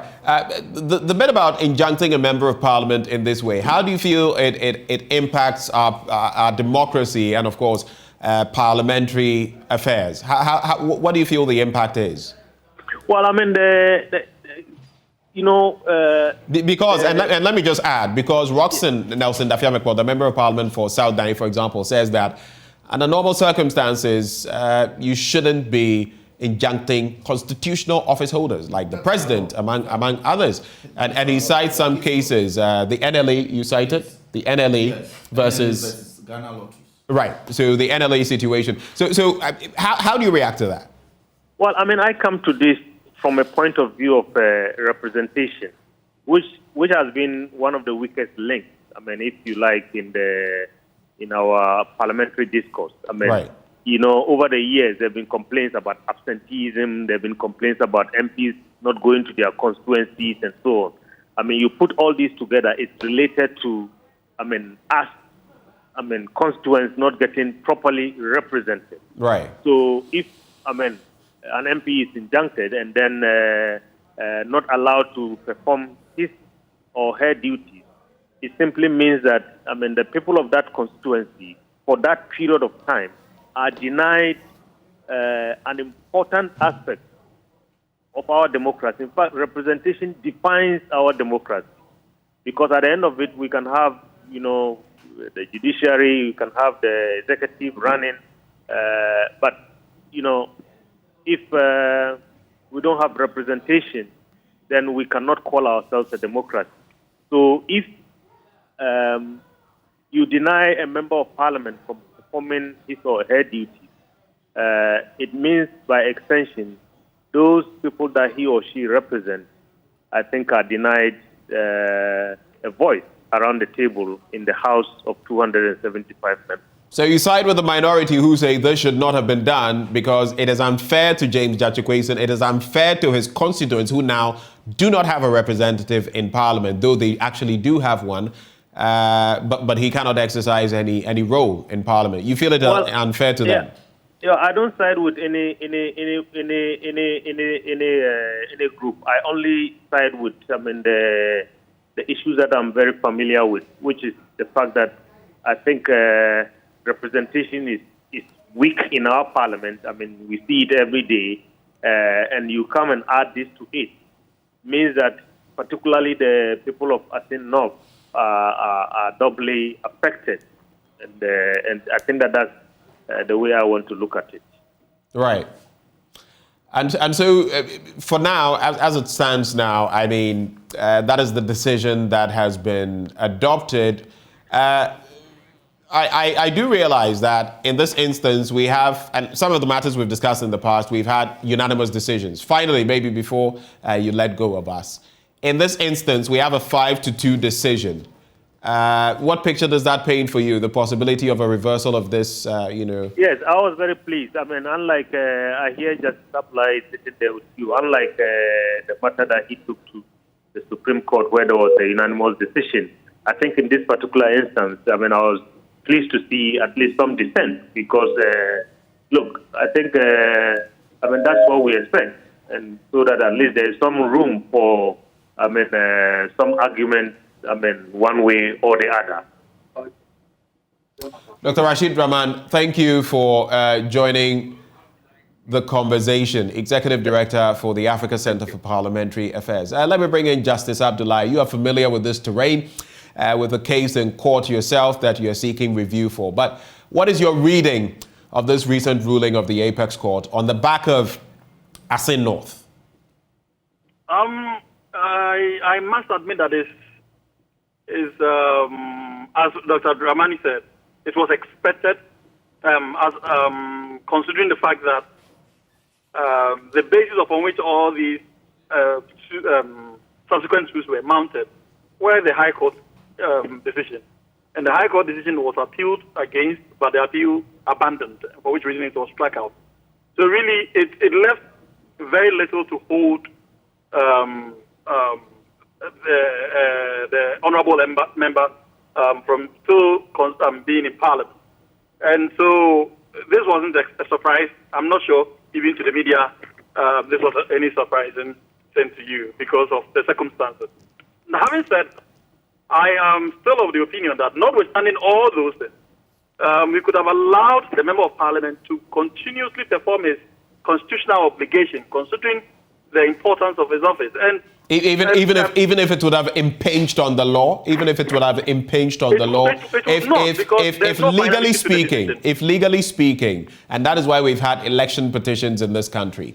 If someone is exercising power without being clothed with the right to exercise that power, it is wrong. And in the election petitions we've had, for example, that is why we've had to go to court to clarify that, people can actually do what they're doing.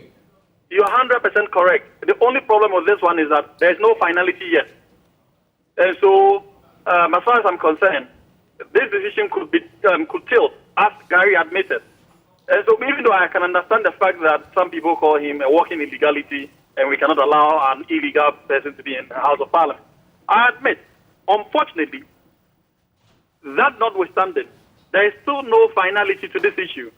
And that finality could completely throw everything that we're discussing off the record. And so we should, as far as I'm concerned, we should have allowed him to continuously perform his duty and then go by the Supreme Court's decision to pursue whatever remains with that level of swiftness, just so that the people of Ghana in general could have some sense of justice and also take away this whole idea of an illegal Member of Parliament being in Parliament. Because really, I think the cost of not having that Member of Parliament in the House far exceeds the benefits that we derive for having him out of Parliament.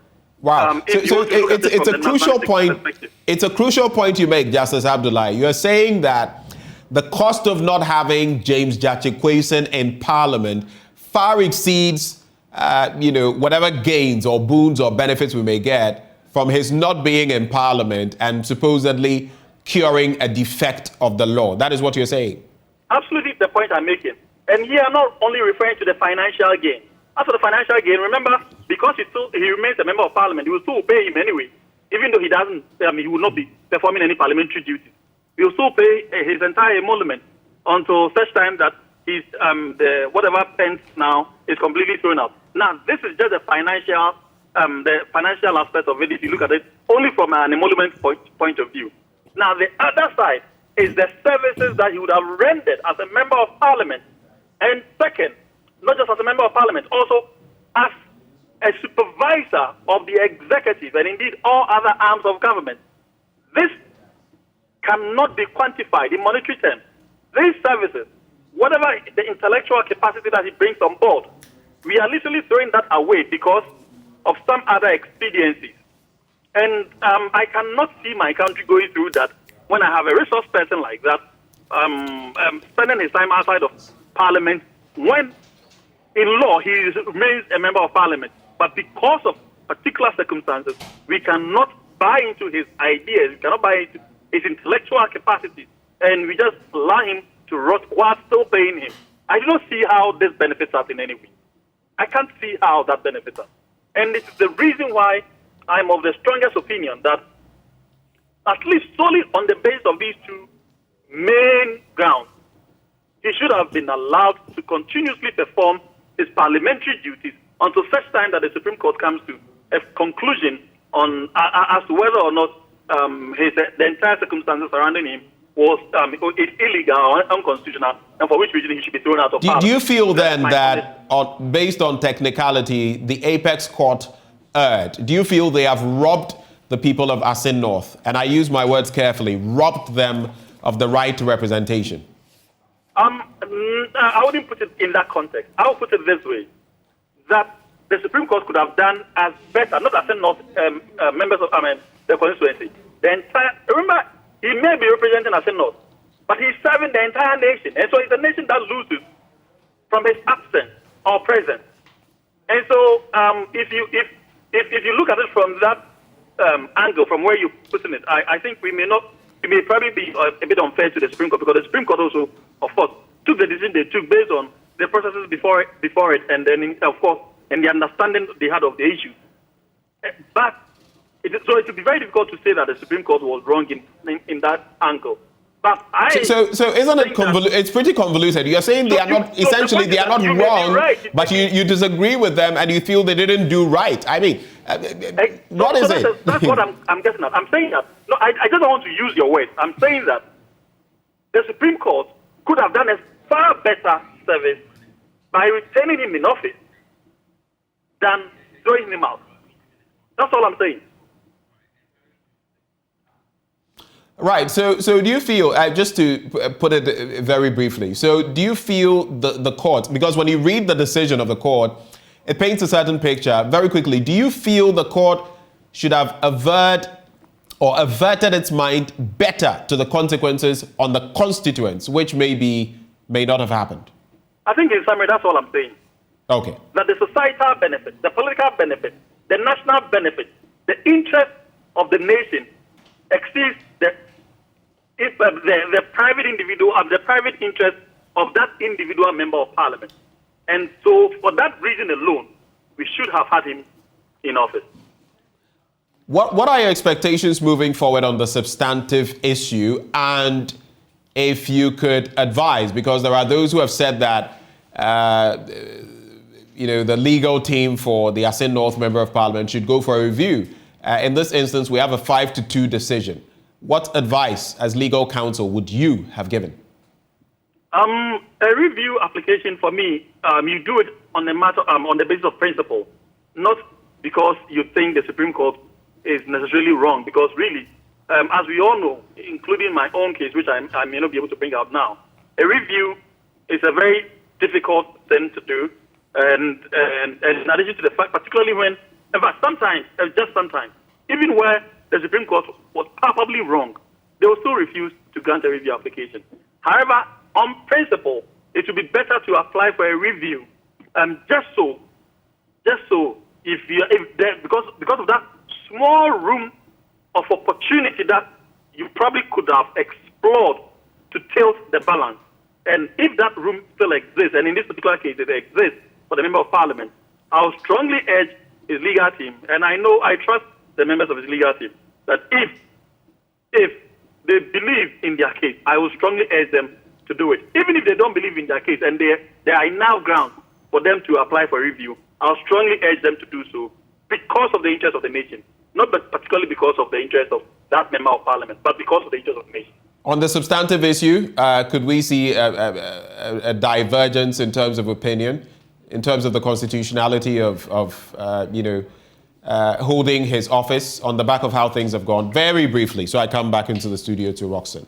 Well, that I may not be competent to advise because really he has a lot of senior lawyers, and in the likes of Roxanne is himself there, among others. I think they are better placed to expect what they are up against, and they know what to do better. But also when they have the full facts of the case before them, so they know better what to do and how not to do what they want to do. And also, of course, they understand the political implications of everything they do. But I would always urge that we should look at the interest of the nation in making some of these decisions, and not to leave any stone unturned in the pursuit of justice. All right. Justice Abdullahi, we're grateful that you took the time to join us this morning. We'll see how matters shape up in court. Let me come back into the studio. You've been quiet for a while on account of, yes, we've had so many divergent opinions. Yeah. You've heard Gary Nimakun, yes. You've heard Dr. Rashid Rahman, you've heard now Justice Abdullahi. Yes. Putting all of these into a nutshell, what are your quick reactions? And moving forward, what can we expect from your quarters as the NDC? First of all, I find favor with Justice's argument. I strongly align with its submissions and adopt all that as if they are mine. Now, Gary continues to speak of a high court decision, and closing his eyes to the fact that that high court decision is being impeached by an appellate process. Is Gary saying that today, when an appeal has been struck out for mere non-compliance, that is material? It is not. It is something that happens all the time in the appellate stage. And what the party has done, what the appellant has done, what Kwesi has done, is that he has applied for releasement. How is that not important? That an appeal that has been struck out for non-compliance, he has applied for releasement. And he's glossing over it as if it's not something that we do all the time as practitioners. That's one. Two, Kwesi has also petitioned the CJ's office regarding the disqualification of the president of the panel of judges that are hearing the appeal. How is that also not important? So they speak as if he's not in court, exercising his rights under the Constitution. He's in court. The matters are not terminal. So when they speak of a pending high court decision, why, as a lawyer, if somebody defies the court's ruling in terms of an interlocutory injunction, what do you do? Why didn't they cite him for contempt of court? And they are making fetish out of this matter. So we are simply saying the substantive matter in respect of the election dispute is in court, it's at the appellate stage, it is not terminal, it is pending, there are processes on file. As regards the December 13 case that has been filed, right, based upon which the ruling was delivered yesterday, I am saying the court has done an injustice to Kwesi. And I agree that they should as the legal team, should be able to apply for a review, even before the matter itself is determined on its merit. You see, the Supreme Court is the highest form of disputing the law. So when they do things and you disagree, you go back to them. There are a plethora of decisions where the court has departed from things that they have said before. So it is not correct that when they give a ruling and you disagree, and we think that from the way Abdullahi ventilated the matters, there are political consequences, there are governance issues, there are oversight issues that Parliament exercises. So on the balance of the equities, the state will suffer more. The state will suffer more. Will suffer more on the back of this decision. On the back of this decision, vis-a-vis the de minimis nature of the right of the plaintiff, who is seeking constitutional interpretation. If the court makes a pronouncement, and so what? The court will be making a declaratory judgment that pursuant to so and so and so, we interpret the constitutional provision this way. So what would the plaintiff then do? Now, let me also offer this education. When you file your nomination form with EC, it is a declaration of mere intentions. It is a mere declaration of intentions. You can actually withdraw your nomination. When you withdraw your nomination before 7th of December, you are merely a candidate. Right. You don't go through even when you win the election, you are not an MP. In fact, our laws have no regard for you. You have no role in our laws. So, because there would have been a sitting MP whose term would have been expired. That is why when something happens terminally to somebody who got elected and before he is sworn in, what the electoral commission will do is not a by-election. Right. They will simply hold another election. So it's important that when we are making this argument, we factor some of these things into play. You only become a member of parliament when you take the oath of office, the oath of allegiance, and the oath of a member of parliament. So for me, it baffles me that somebody will say that at the time that Kwesi got elected on 7th December, he owed an allegiance to so you dispute that? I dispute that. And we've been asking them to bring the evidence. They can't provide the evidence. Hold for me, Roxanne. Gary, let me bring you in on this. He is alleging that you've not even been able to, provide an evidentiary basis for this claim. How do you react? You see, let me make this point. That you see, my friend sitting there. Gary, maybe you could speak up a bit more for me. I'm struggling to hear you. Sorry. Right. You see, my friend sitting there, Roxanne, he's my very good friend. I'm not your friend. Let me make this point. You see, what you made very clear. You don't clear, put a dagger behind me and call me a friend. Oh, Roxanne, please.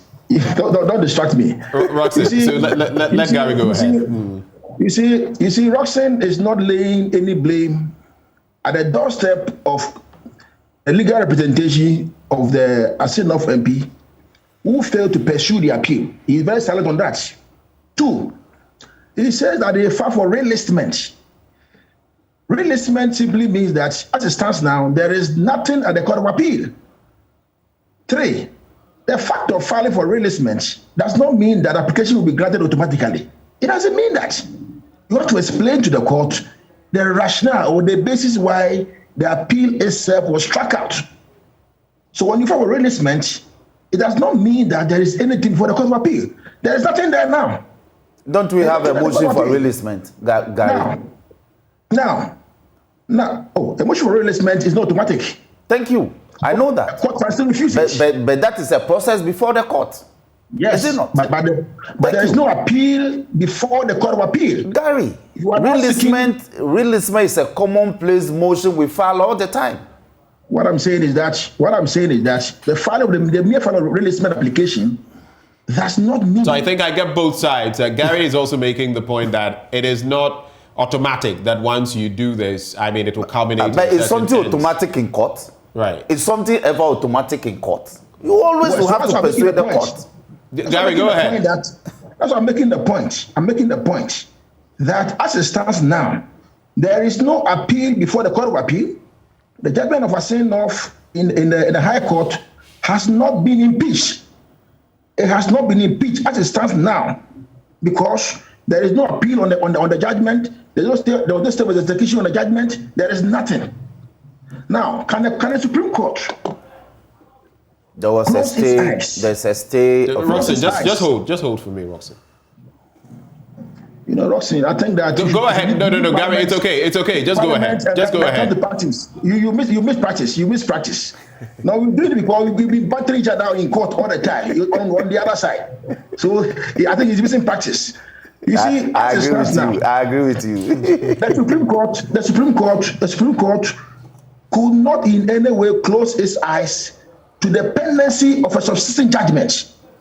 It could not have done that because it's a superior court. The High Court is a superior court. And it's a judgment there saying that you are forever barred from holding yourself out as a member of parliament. Okay. And it's an offer for rerun. Let's also forget that this current case before the Supreme Court was not filed on the back of the High Court judgment. Of course. These are the 2 independent cases. It wasn't filed on the back of the High Court judgment. However, in the application for injunction, the lawyers exhibited the judgment of the High Court to show the Supreme Court judges that, look, my lords, there is a judgment already in place which is being defied. And the court could not put its eyes to that judgment of the court because the Superior Court judgment. Now you say, why do you have contempt application? Yes. Contempt, people have done so. Okay. People have done so. Right. People have done so. But for very good reasons, we decided not to pursue that path. So the fact that we didn't pursue the contempt application does not mean that the lawyers couldn't have done that. Okay. For very good reasons, which I will not disclose. But let's all understand this point. All right. Hold for me, Gary. Hold for me, Gary, on that point. I want Roxanne to come in. Roxanne, what's your take? Yes, my take is that at the time that the matter was filed in December, the appeal was pending.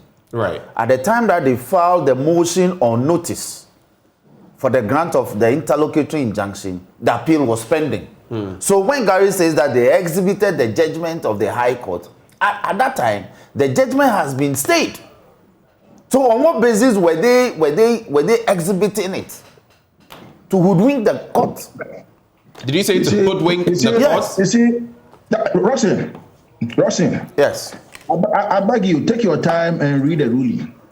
You see, you will realize that in the ruling, whilst on his seat, Frank Davis Esquire indicated to the court that there is no stay application at all.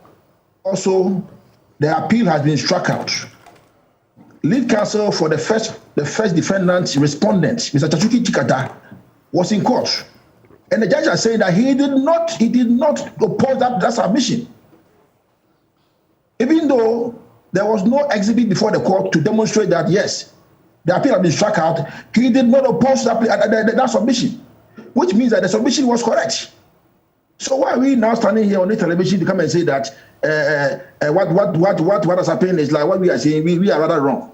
Those who were in court. I am not sitting on TV making claims. I'm saying that at the time you filed the motion and you claimed that you exhibited the High Court judgment, there was a stay. The motion was moved after the striking out of the appeal on grounds of non-compliance, which motion for releasement has since been filed. Gary, do you get the point Roxanne is making? I don't get his point. I don't get his point. It's just being mischievous. All that is happening is that at the time when application for injunction is being moved, the court will seize all the material facts with all the exhibits attached to it. Okay? And then the court says, so far, these are the evidence we have before us.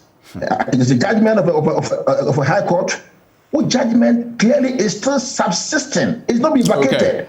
Right. That's the point that you see, until a judgment of a superior court or any other court is vacated, appealed against, or set aside, that judgment must be respected and obeyed. Okay. Ex parte affoda. Right. Ex parte affoda. Gary, just hold for me. I want to do this. Roxanne, you're a member of the legal team of the NDC. Of course, we have those who are representing, in this case, James Jachikwesin. On the back of, and you've complained in the past about the fact that there are always unanimous decisions against you. In this instance, it's a 5-2 decision with some 2 dissenting opinions. Does that give you hope that you can overturn this injunction? Yes, I am of the humble view that the basis. Pardon me. This one we are speaking law. Right. I'm on the humble view that the basis of the grant of the injunction, torpedoes are settled law on this matter. So I think that upon a review application, the court may reconsider its position in respect of the office holders or the office holder in question. Yesterday, listening to, I believe it was Baba Jamal, we had such, a premonition, or at least thinking along those lines, that you just might toe that line. Will you actually, is that the plan, to actually go that way to seek a review? Yes, I think we should do that. I'm not asking what you think. I mean, as a party, are you privy to any such information that you are going to do that? We'll give the advice. The party will have to take the decision. It's not really even the party, but the member of parliament will take the final decision. The party will back him, but he has to make the decision.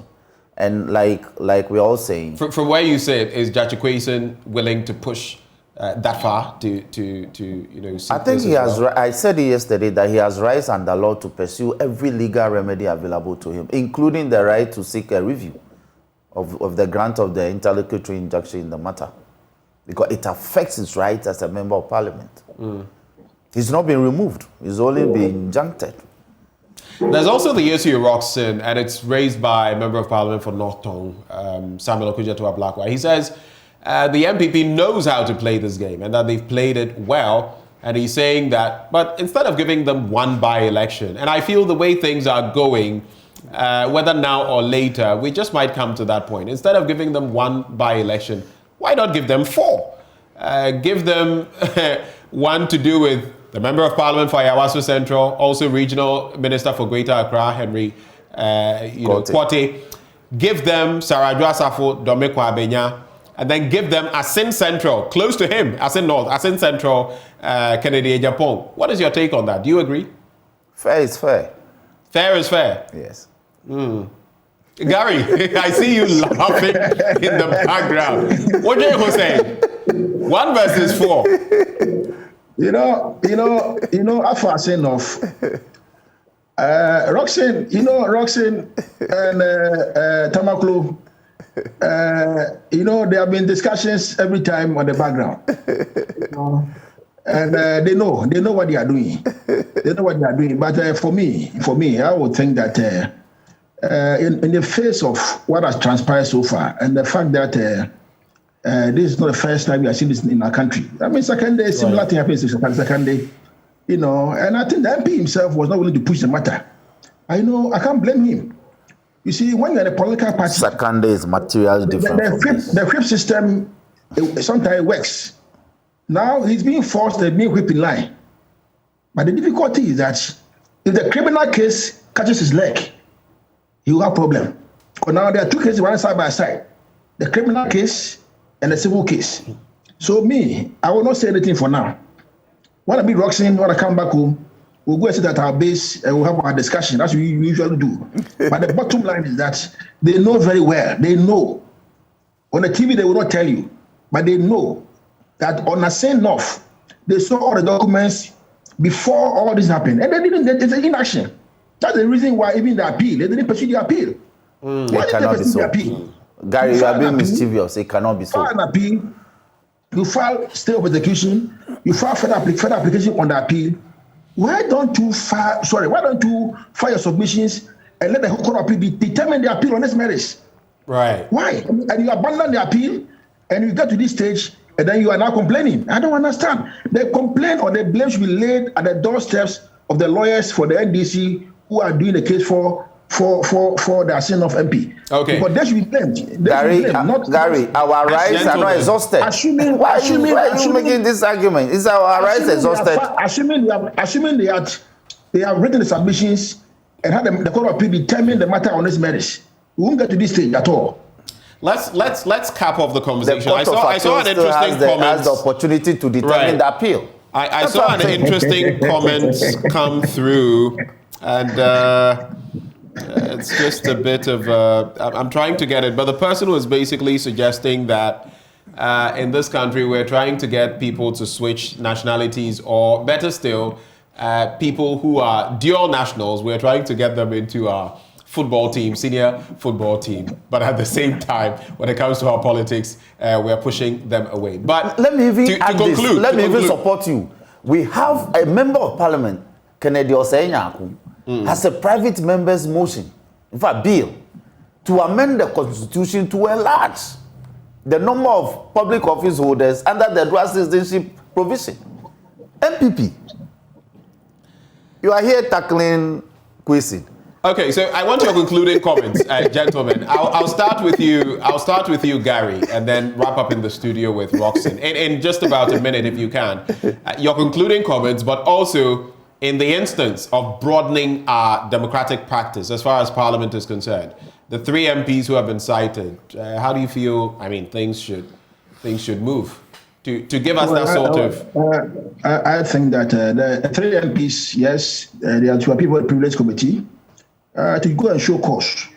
So if you go there and show cause, I mean, I've heard Honorable Japan saying that he has medical report to show that, yes, indeed, it was outside of the jurisdiction, but of course, you should go there and show the cause. Once you show the cause, they will know that, well, it wasn't out of deliberateness, that is why he was not in Parliament.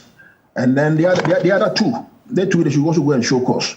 That is all I can say on these matters. But the other one is where we have a difficulty with, but that one I won't make any comment on it. Which other one? I said no. I won't make the other one. Or Dominic Abinya. Well, I believe so. I will not comment on that one because of my former familiar relationship with the person as a partner in Chambers. Now, on the issue of finality on this particular matters about the ruling yesterday, I think that it is fair, it is proper. It has, enhanced our constitutional democracy. Right. It is going to ensure that in as much as, or in as far as there's a judgment subsisting and it has been vacated or set aside, no court can just close his eyes and say that, look, it is just going to, he said, well, there's a judgment there, but we're not going to look at it and enforce it. Okay. That can mean amount to the court itself, more or less egregiously breaching its own, rule of law. Gary. So I think it's fair. Roxanne, we'll meet on Monday at the location. Okay. All right. Gary, thank you so much. Gary Dimako, the member of the legal team of the NPP. But let me bring in Roxanne on the other end. I'll be fair to you, a minute and a half. We have to go. Roxanne.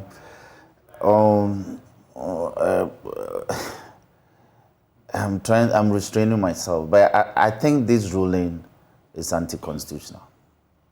The ruling of the Apex Court is anti-constitutional. As an interlocutory ruling, it's anti-constitutional. To ask to injunct a member of parliament, not removing him from office, by asking him not to exercise the functions of office, is anti-constitutional. The spirit and letter of this constitution doesn't give way to that.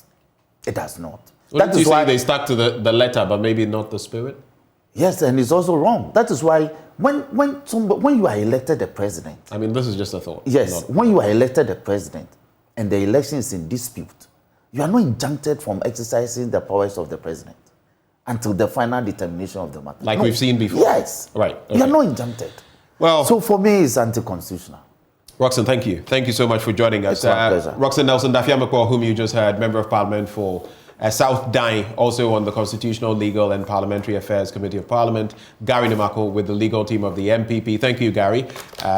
We also had Dr. Rashid Draman of ASEPA, and at a point in time, we had others, Justice Abdullahi as well, lawyer, join the conversation. We're moving the conversation from here. We've spoken law, but how about inflation? The Ghana Statistical Service has revealed that the rising cost of food has pushed inflation rates in the month of March 2022 to 19.4%, the highest since August 2009. According to the figures, food inflation recorded a rate of 22.4% in March 2022 compared to 17.4% in February 2022. Well, we're coming to you. Michael Ashali joins us from Agbogloshi on that self-same matter.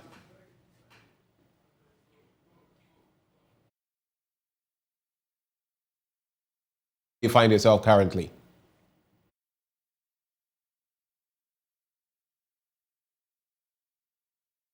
So where I am now is Agbogloshi, not far from the main old Fadama.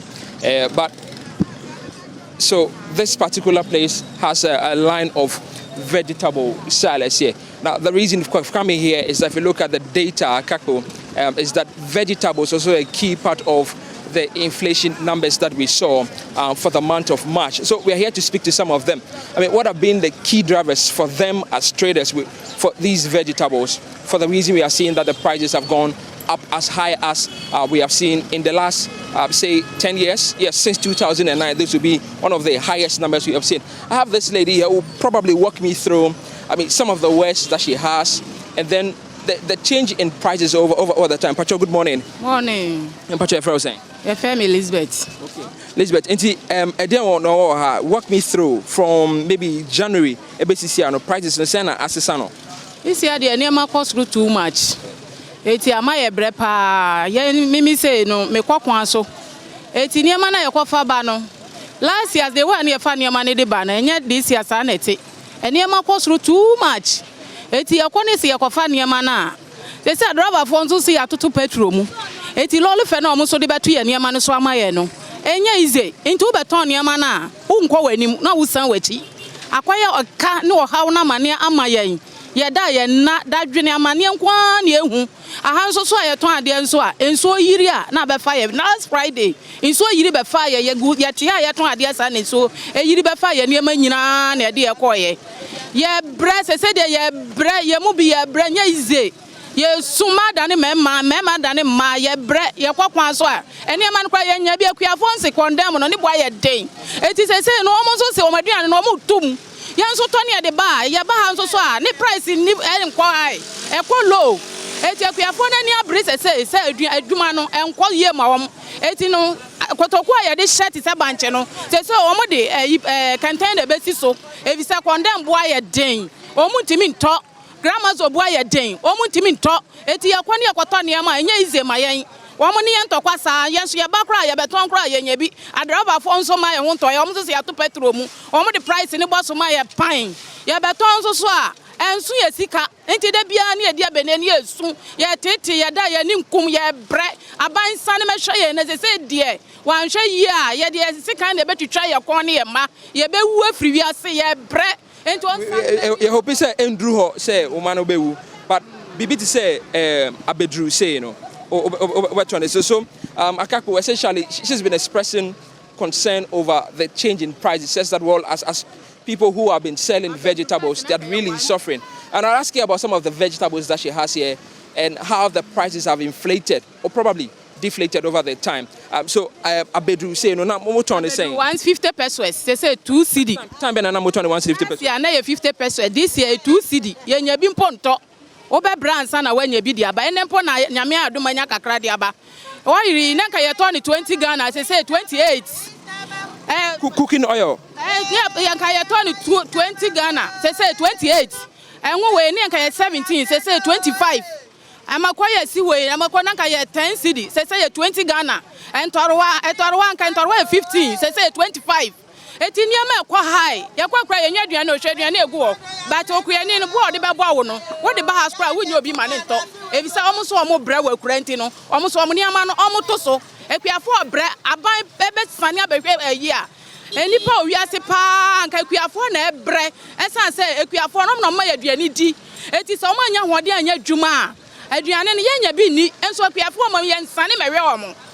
Ministers na omo tete omo da condition papa mu na ne omka mu no omo na de bia omo didi meda ekuafo obre so to anu onamu na okopaduane aba abeton kakra bi onya duane ayi na obenya ko bi pe e na ode beto ondidi nya oyi just ondidi men ko bi ni momone nko anu omo di omo ndi aduane papa enso omo na omo ma aduane di omo na omo ma aduane di na enya nko atena wiase Lizzie mami bi saw nkofo na mo beto wo ho no eye omo ba o catch omo new prices na aba no.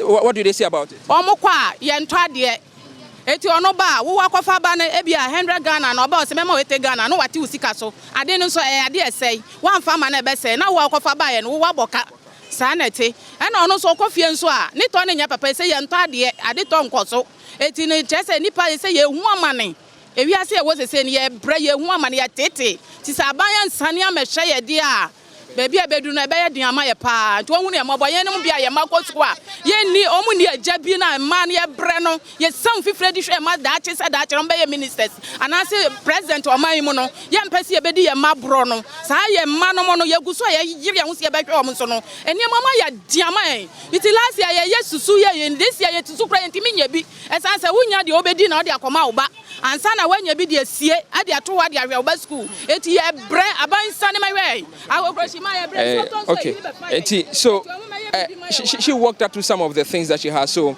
for green vegetables, like she tells us that last year, just a handful of them would have fetched for 50 pesos, but now it's going for as high as 2 Ghana cedis. For some goods like this oil here, in the bottle here, was selling very cheap. Now she says that the price have to be doubled because some of the farmers that were serving them some of these goods have had to increase them because they, on their side, have been suffering. We've been hearing from the peasant farmers, we've heard from some farmers from the villages, and they tell us that it's because of the fertilizers they're not able to get. That is why they've also had to increase the waste. Someone was also selling red oil here. Madam, red oil, last year, not on the same. But last year, maybe so, na oton oil on the same way, saying not on the same. 20. Next 25. 20. 25. She's out on 25. Yes. Okay. I all the 5 cities na ka ho. I see. But kitwa say no so na. Kitwa say no. I saying 7 cities. 75 cities. 7 cities is about 5 cities. E dey about from. First 5 cities. Okay, to see how they call 7 cities. Only 2 cities account. Na she don't know so no omo saying. Me say but on 2 million. 6 million. Olon ka 20 cedi. Woto aka nko da bla ya bla nya agro. Olonka no. We say red one Olonka ba ko saying 20 cities. 20 cities, but this is baby say January and February now turn is saying. Na ba dey to me ba 5 cities and 3 cities kra. This year no turn is saying. They about 20 cities. And we say see 20 Ghana cities. But last year not on 7 cities, 3 cities. Wow. And na green one say when say different and the same thing. Yeah, way different. And the green one alone can you say? You say 20 sir. Wow. Yeah, bra. Any month one day na see want basket from Machine no. And no you saying. First na mo ko ho there. It me 20 cities. But see the 80 cities. Any 1 million 80 cities. The basket na see ho no. 80 cities. Wow. So Akapo, those are some of the market women you'll be interacting with, and you can hear from some of them the sentiments that they're expressing. That the basket of pepper in your shop right now is going for as high as 80 Ghana cedis. She tells us that at just about last year, ending of the year, they were selling this for 20 Ghana cedis. Yes, about 60 Ghana cedis more added to it just to make ends meet. Let me try and finish with her. Enti nkofo beto didn't I mean say omoni udi ano but on person moton is saying. Person moton 50 and 40. So ton say so ska. Enti at the end of the day we any Sa na beton. Beton na am 40 no. 80 cedi no. The one ton so esi we pro. Enti say o hwema no. Say 55 cedi no be you so na we yama no we hwema no. But maybe so say adentina prices na cost rosa. Amo de blan ya. Amo de ba mo ko no boarding. Nti so be geji no so aton say de be so ska. So she's also been telling me that the reason for the increment is because the people who supply them, probably the farmers or the people between the farmers and themselves here in the market, are the ones who set the base and don't have to add their profit margin to make the new price here. One, Lizzie earlier mentioned that transport is one of the biggest components of the increment that you are seeing on the market today. Probably not so different from what the Statistical Service is also reporting, that transport was also one of the components that saw huge inflation here. So, Akakbo, for this woman, this is the reason they increased their food prices over here to the ones that we are seeing, probably corresponding to the Statistical Services data that they have churned out here. From Agbogloshi here, Michael Ashali reporting for JoyNews. Michael, thank you for bringing us the scoop from Agbogloshi. And you've heard it all from the mouths of those who feel the pinch, all of us, but these are people, market women, market people, reflecting the hard times and the high inflation. How do we deal with it? Time will tell. But as we wrap the show, we all know water is life. Water regulates your body temperature and keeps you alive and kicking. Awake is premium purified water treated through a strict purification process to ensure that every bottle on the market refreshes you better. We have the perfect sizes for all and every occasion. 330 ml and 500 ml bottles to fit right into your pocket, and bags, 750 ml for the heavy drinkers and 1.5 liters for those who always want more. We have introduced our special 19-liter jars for offices and homes as well. Now, you just need to stay awake with Awake Purified Drinking Water wherever you go. So come on, grab a bottle of Awake Water and get quality hydration. Awake Purified Drinking Water, one for life. Remember, for every bottle you purchase, an amount is donated to the National Cardiothoracic Center, produced by Casa Preco. Now, for bulk purchases, I just call 0262 351 251 0262 351 251. Let's talk money and entrepreneurship. Did you know that the income of a young entrepreneur from some selected businesses is exempt from tax for 5 years? Any young entrepreneur engaged in manufacturing, information and communications technology, agro-processing, energy production, waste processing, tourism and the creative arts, horticulture and medicinal plants does not need to pay income tax on these activities for their first 5 years of operation. A young entrepreneur engaged in a business that enjoys an initial 5-year concession also benefits from the following applicable tax rates for an additional 5 years. Excited? Accra and Tema, you enjoy 15%. Other regional capitals outside the 3 northern regions, you enjoy 12.5%. If you're outside the other regional capitals, you enjoy 10%. And for the 3 northern regions, it stands at 5%. Now, if you're excited and you want further information or clarity, just reach out, go to your nearest GRA office. Ghana Revenue Authority, integrity, fairness, and service. Now, you have to pay income tax on any income you earn in Ghana, even when you do not live in Ghana. When you earn any income through a business transaction, income tax must be paid by the business by withholding the tax amount and paying same to the GRA on your behalf. So do note that. Well, that is how we draw the curtains on the show today. But before we go, happy birthday to Mr. Bismarck Adoma, Area Manager, Network Project, Ashanti SBU Electricity Company of Ghana. Today's your birthday, and as an ardent viewer of JoyNews TV, we at JoyNews TV, and especially the AM show team, wish you a fantastic birthday. My name is Benjamin Akakpo. Thank you for joining me on the AM show. Our major bulletins come your way at 10 a.m. and at noon. Do stay.